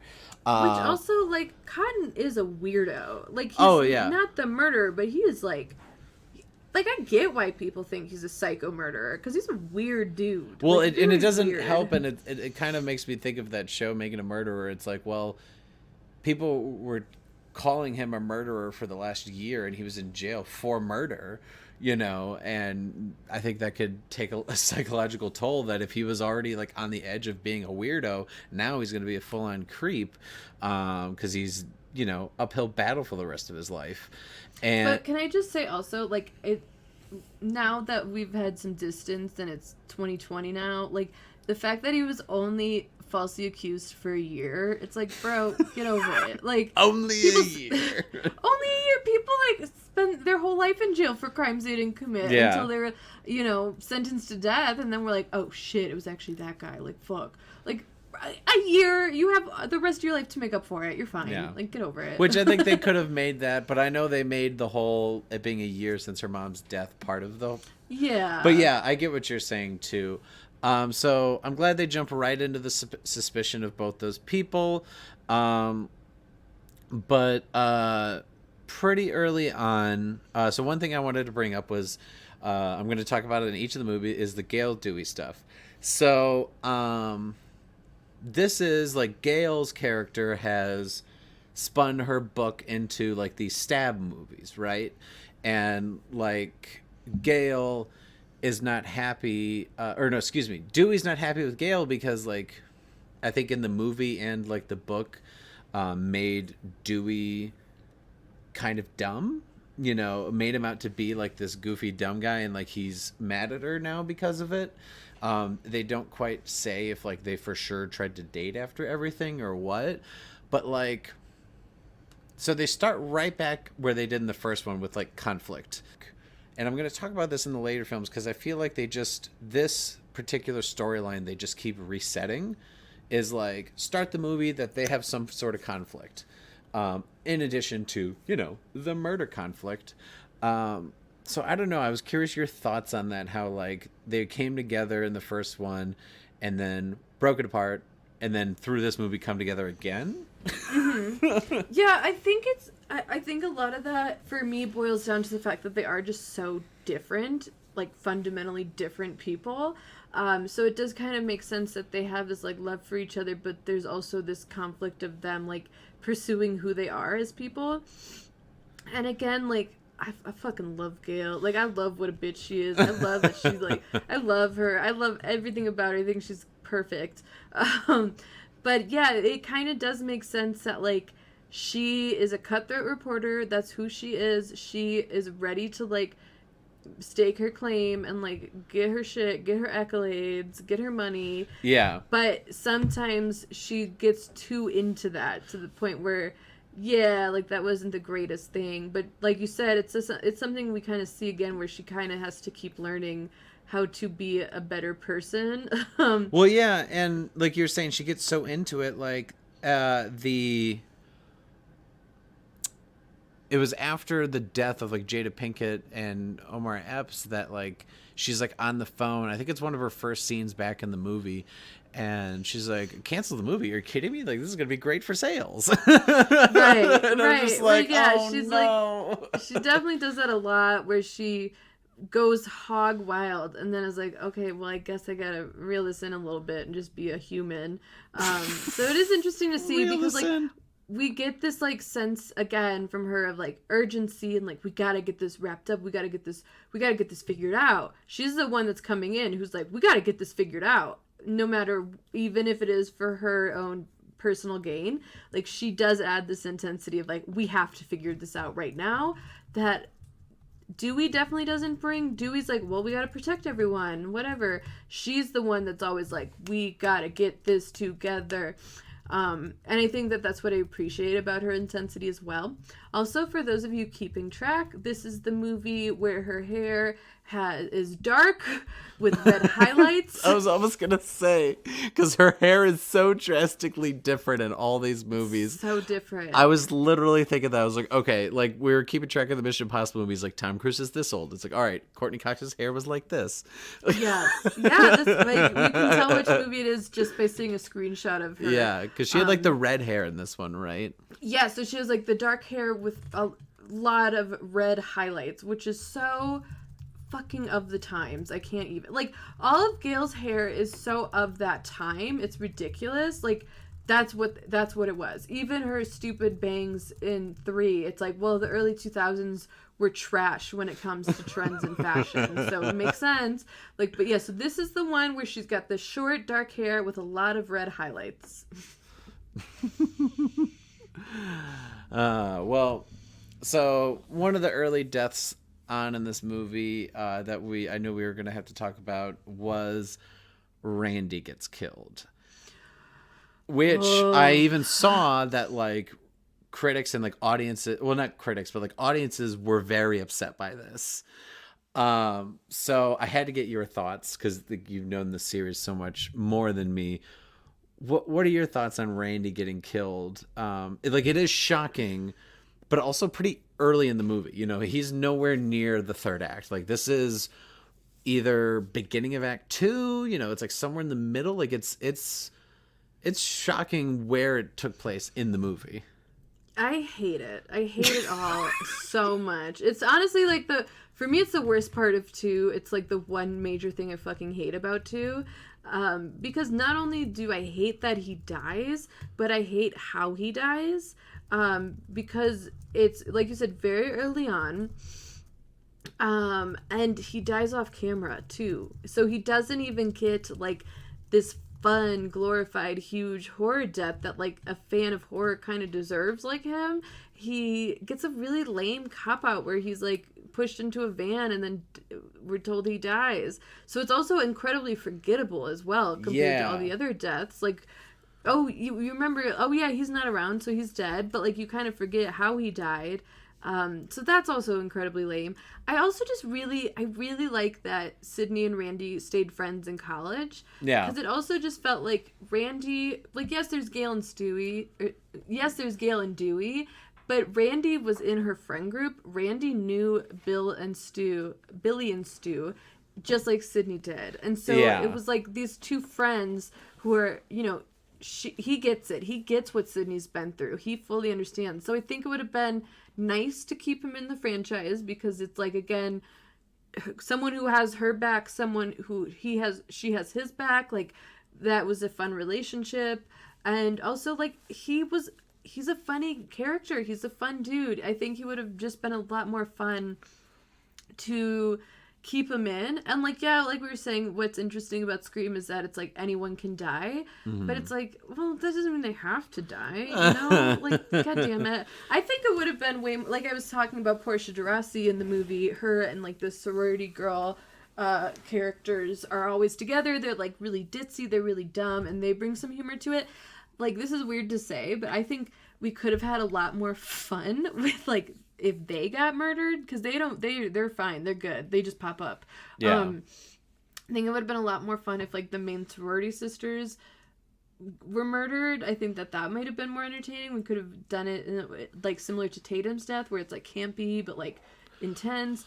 Randy just gets shoved in a van. What the fuck? I mean, like, yeah, we have the Sarah Michelle Gellar death, but like, yeah, it is shocking because Randy's the one who is the voice that's like, he's like the meta voice of like talking about horror movies and talking about all the rules. And like now in this one, him and Timothy Olyphant's character, they're both in like film study and they're talking all about sequels, you know, and they're talking about like sequels suck and like this. So it's like the commentary then is about that. And also a big thing about this one, which is probably based on reactions from the first one, was violence that I forget when, but this I think was around 97 or so, where people started pinpointing like video games and movies to being so violent that that's causing the corruption of youth. You know, I know that this was around the time, you know, in the 90s was like Mortal Kombat, the video game, was super popular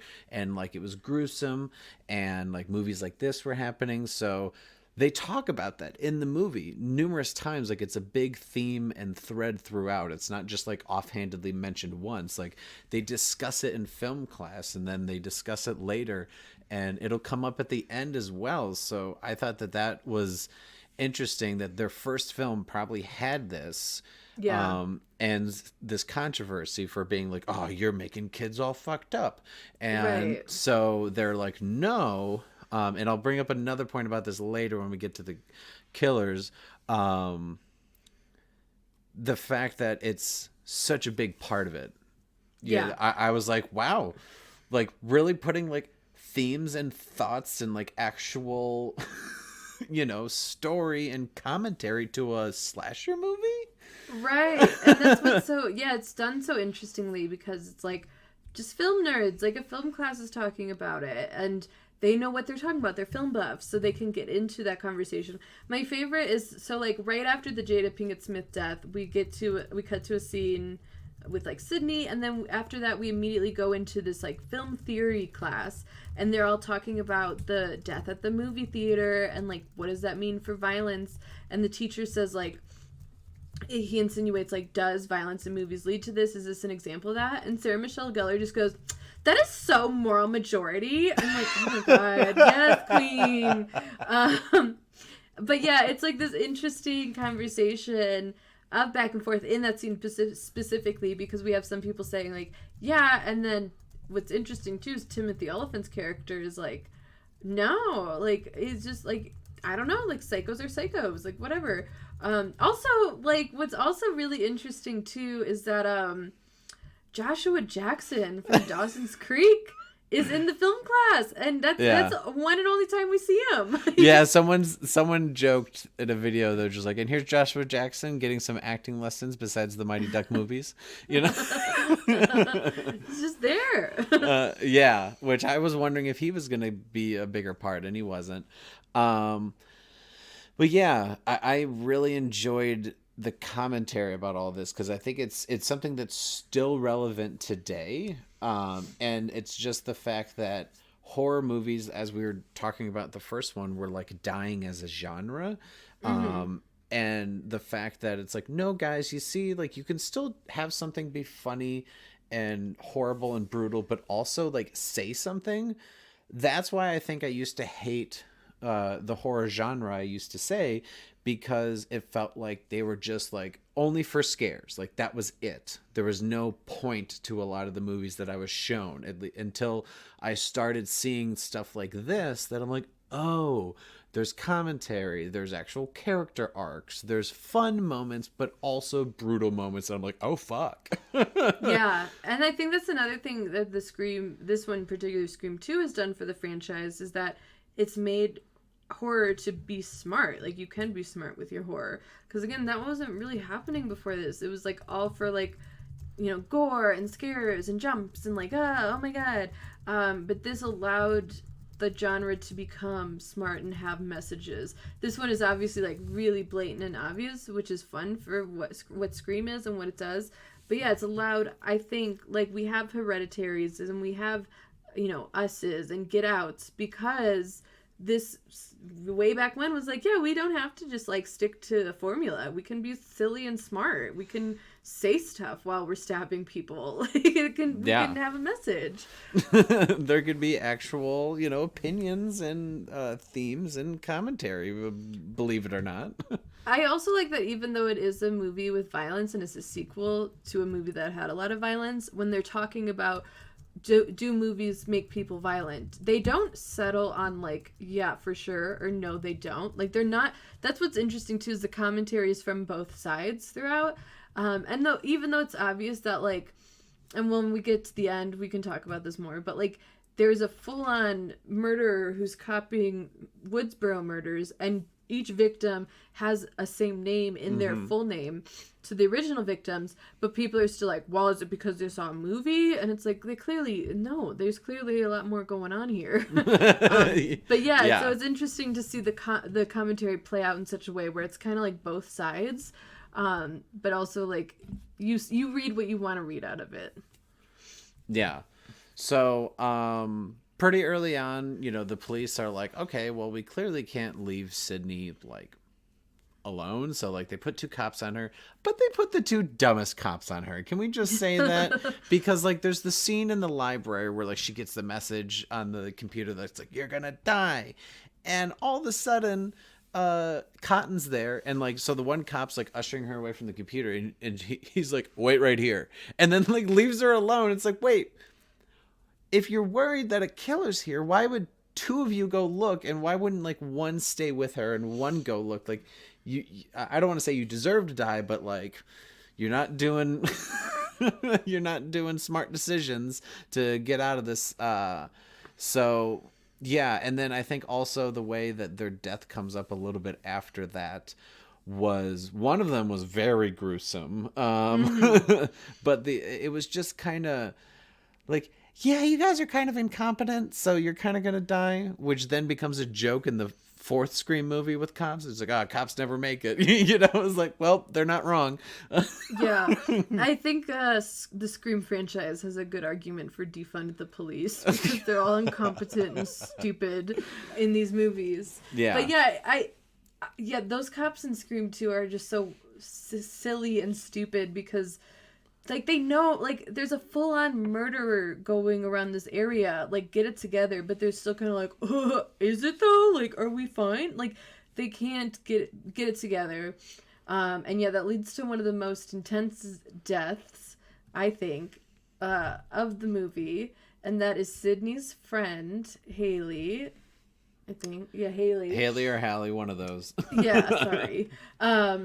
They are being escorted to a safe place. They are in the back of a squad car where the doors are locked on them, and they have the partition between the front and the back. So when these dumb cops get murdered, the 2 girls are left in the back, left on their own, trapped. Yeah, which I loved that suspense.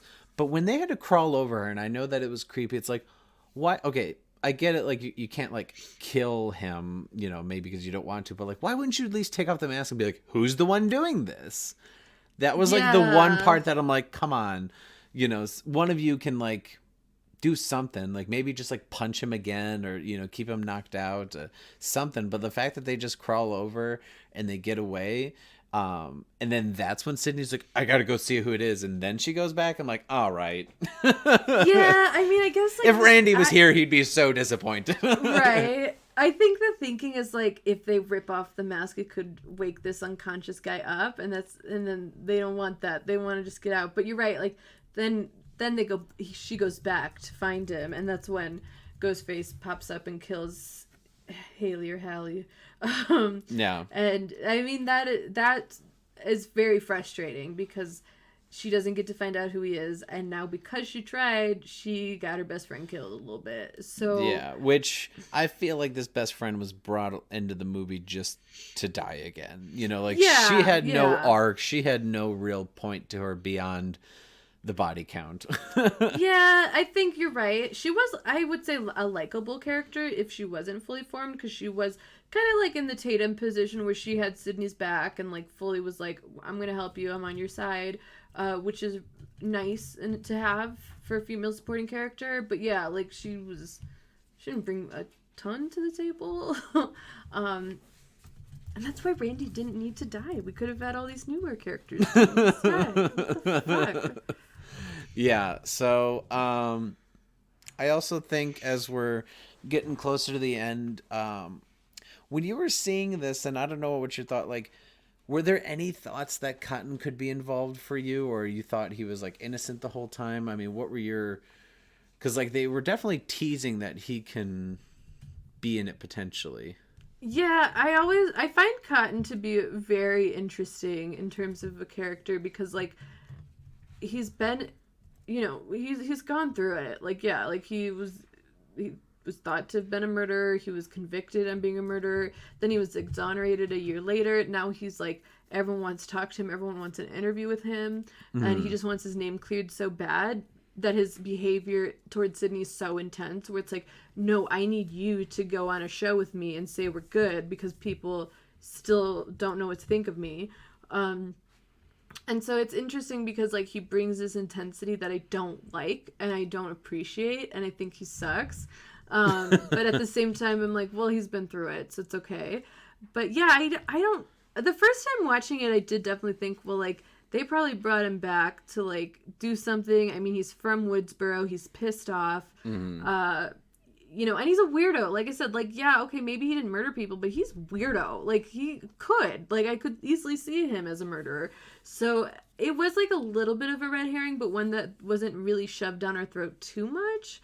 But one that was definitely like in the background. Yeah, for sure. Getting close to the end here. Yeah, I think I kind of want to get to the reveal of the killers, if you're okay with that. Yeah, I don't think I really have anything else to say. So yeah, we reveal that one of the killers is Timothy Olyphant, which like very much like Matthew Lillard and Billy and Stu's character in the first movie. He's pretty creepy the whole time, like he's also a film dude like Randy, but then he's also wanting to do this documentary about her, and like just like some of the things he says that I'm like, okay, you're suspicious. And also like he wasn't killed, which like so many of the other friends and surrounding people were, that I was just like, okay.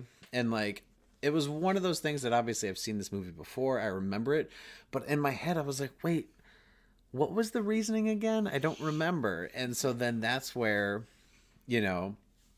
he wants to blame violence in movies. Well, okay, so... Well, there's more to it, but that's one part.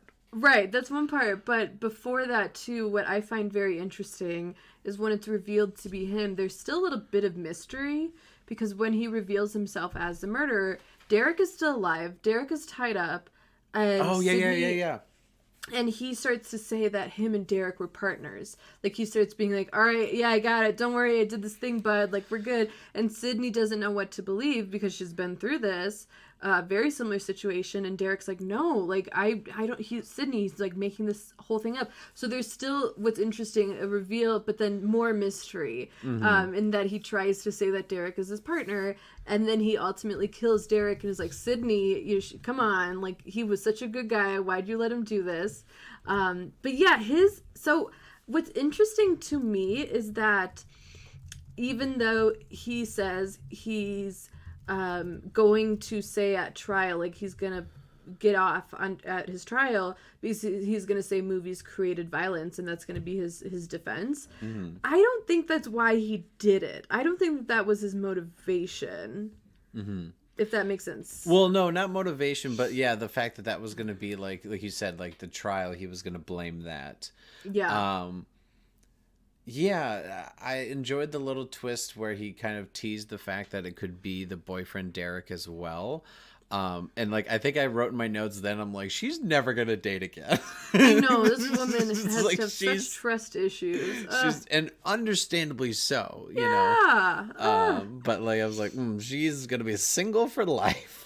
I mean, come on. One was a psycho murderer who killed her mother. The second one was a wonderful guy who just she didn't trust anyway, and then he dies. Like, yeah, poor Sydney, man. Like, been through it. Yeah.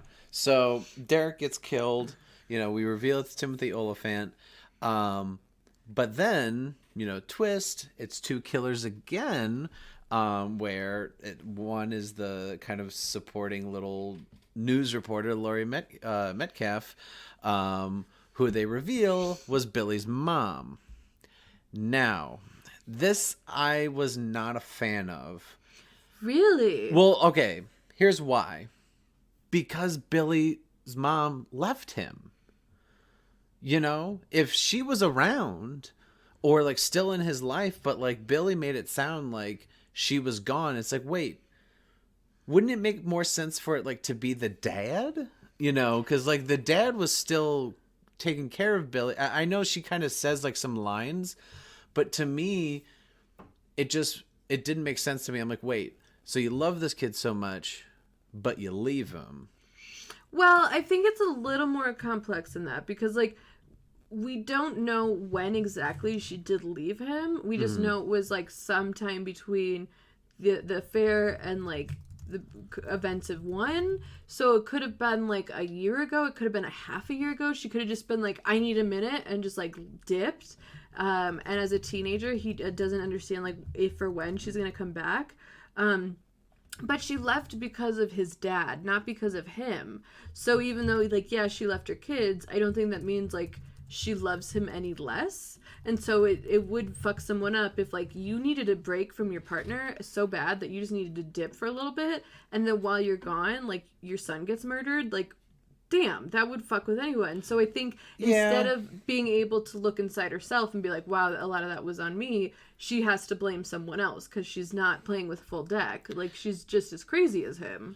Well, and here's the thing that I found more compelling about her character was like you said, we talked this whole time about commentary on blaming the movies, blaming video games, blaming violent media for making people violent.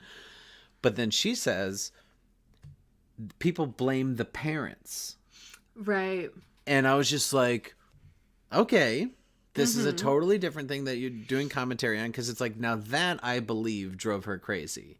Yes. Is the fact that, maybe she left this, you said she left her husband, maybe she just needed a break, was hoping to rekindle with Billy at some point, finds out he's a killer.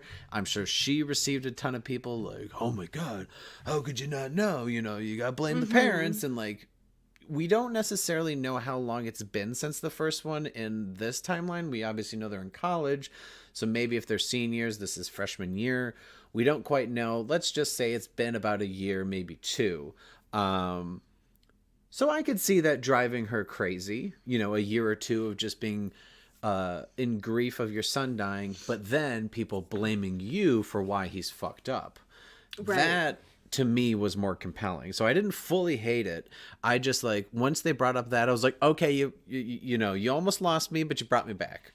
Yeah, and, like, also, like, yeah, there's a lot that could be said about that, where it's like, wow, yeah, blame the parents, like, shit, yeah, I mean, I do. I'm not a parent, and I'm like, get your kid together, like, come on. So I get that, and like, yeah, of course that would make her snap when she's already probably feeling like this immense amount of guilt that her child died when she was away from him.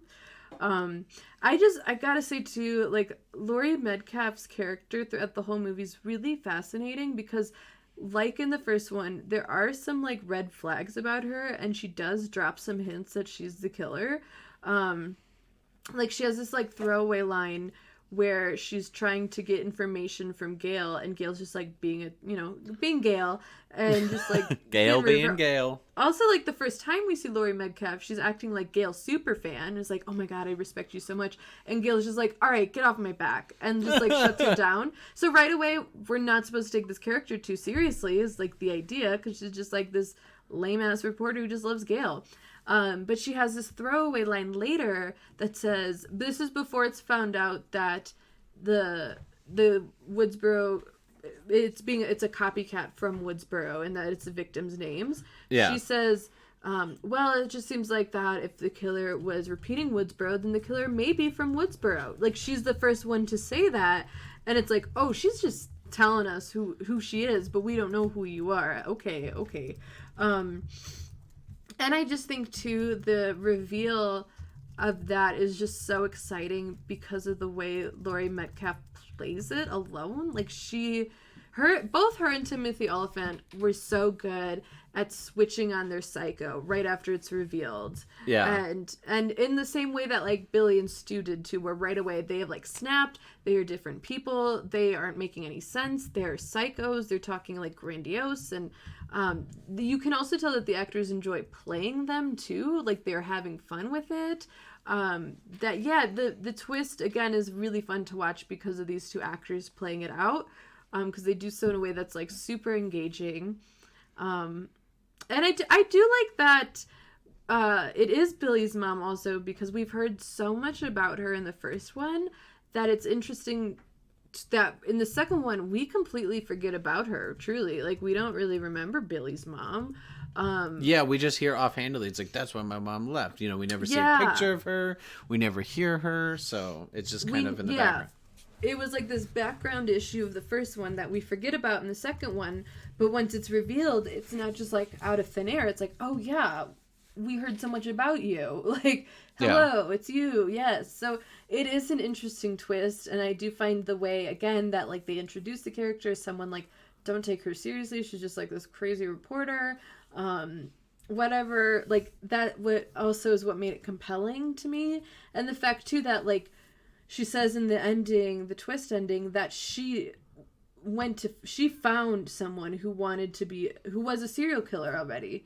And so she found Timothy Olyphant's character. Yeah, like, found him online. Found him online. You know, killers are us, you know. The dark web, got myself a killer, and funded his murders and his escapades into stabbing. Like, and that's an interesting thing too. Like, it's very dark because then it plays into this whole thing of, like, you don't really know anyone. Like, your best friend is actually not here for college. She's just here to murder people and, like, have fun with it. Like, that's horrifying. Which made me remember, like, Timothy Olyphant and Sydney really only have, like, one, like, they're group scenes, but there's one scene where they're in the police station and you know, she's, like, sitting there upset, and he kind of comes over there. He's just like, we're here for you, Sid. You know, like, it's like there's just one that's, like, you know, kind of a sweet moment that, looking back at it, like, yeah, it is extremely creepy when you finally know the big reveal. But then Laurie Metcalf kills Timothy Olyphant, you know, pretty quickly. Just like, shut the fuck up. Like, I'm not gonna. I know, she's just like so over him. This is like, all right, well, bye. Yeah, no, like, whatever. I convinced you to do all these things, but, like, I really just want my revenge. Yeah, like, she's just over his ass because he's kind of annoying to her and just shoots him, calls it a day. Like, that is, I think that's funny too, because, like, it's unlike Billy and Stu. There's no sort of, like, commitment to each other. They're not friends. She hired him. He did his purpose. All right, bye. Yeah. So what did you think? Because that one video of the guy who made fun of the I think I love you scene also made fun of the fact that, like, this climactic scene was, like, on this stage. Like, I think the backdrop was cool, but, like, made fun of the fact that, like, Sydney, like, hits these ropes and, like, knocks over these fake rocks and then, like scares her with, like, lightning and whatever.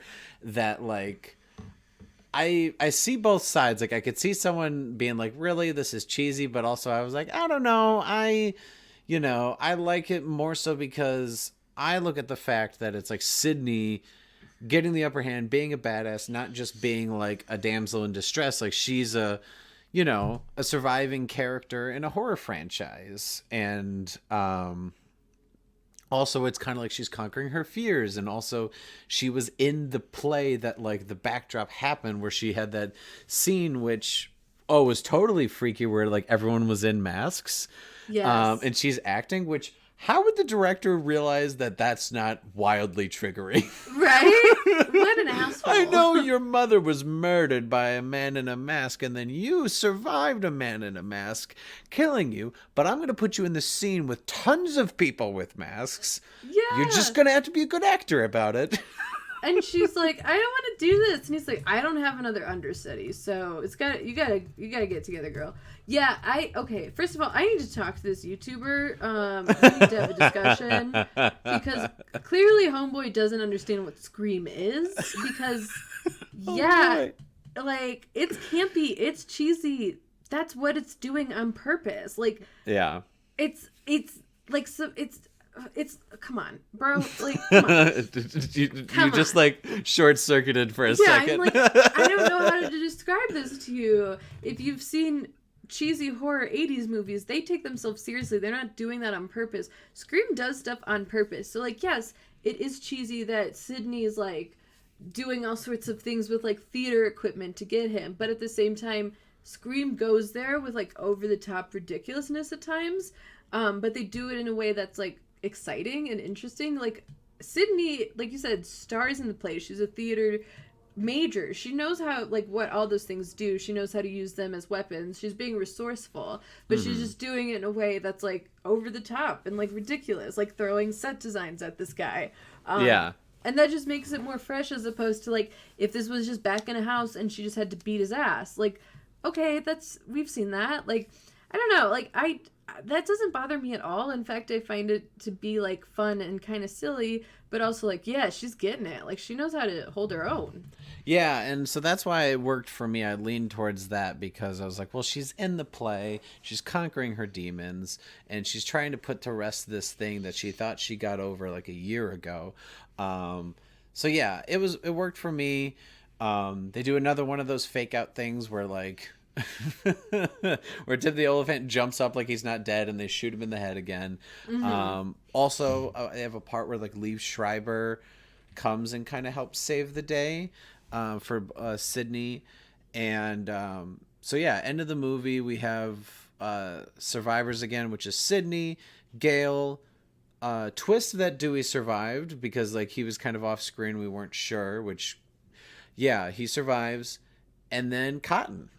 Yeah. Like they're the survivors, which I wasn't sure if Derek survived, but then I realized I was like, oh no, he's still hanging up on the thing. No. And like No, poor boy, poor baby boy. He was so good. He was such a pure boy. Ugh.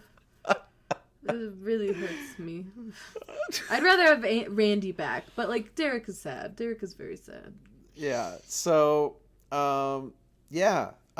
Scream 2, Scream 1, clearly these are the top two from the franchise. I think that, for me, I think Scream 1 was obviously revolutionary in certain ways, but then Scream 2, I think, did something, like we said, that is very hard for sequels to do, which is like continue the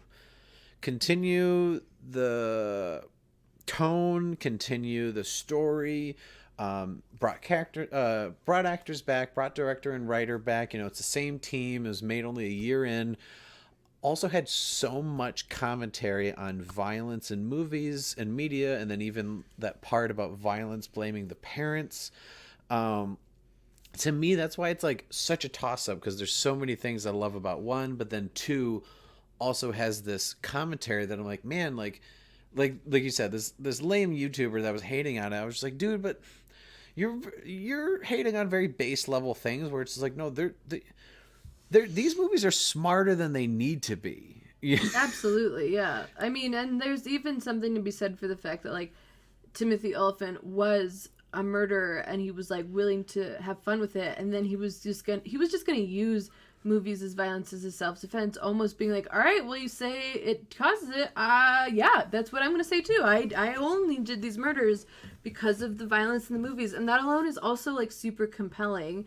And it's just this weird commentary that movies don't make about themselves hardly ever. Like, I don't know a movie that's so self-referential in this way. And that's, and in doing so in a way that is fun and makes you think, and like the fact that the Stab franchise, you know, on top of it. Yeah, like they're doing it in a way that's very broad, but also not shoving it down your throat, which is interesting. And they do it in a way that's like not really lectury. It just makes you, again, ponder and think about how you feel about those kinds of things. And yeah, I just think Scream 2 is wonderful. I really do. Yeah, but we still got 2 more to go. And I definitely think that most people would put both these at the top. We're going to wait to the end to, I want us to do together each of our final rankings of the 4 so far. But yeah, it's pretty clear that these 2 are towards the top, you know, without a doubt. Like if anyone were to put either of these at the top, would have no problem with it.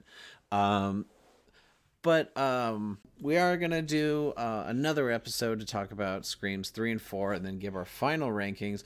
So if you've listened this far, please check out the next episode, episode 87. We're going to jump right back into the Scream franchise. What do you think of it so far? What's your ranking? Let us know. And stay tuned for the next episode.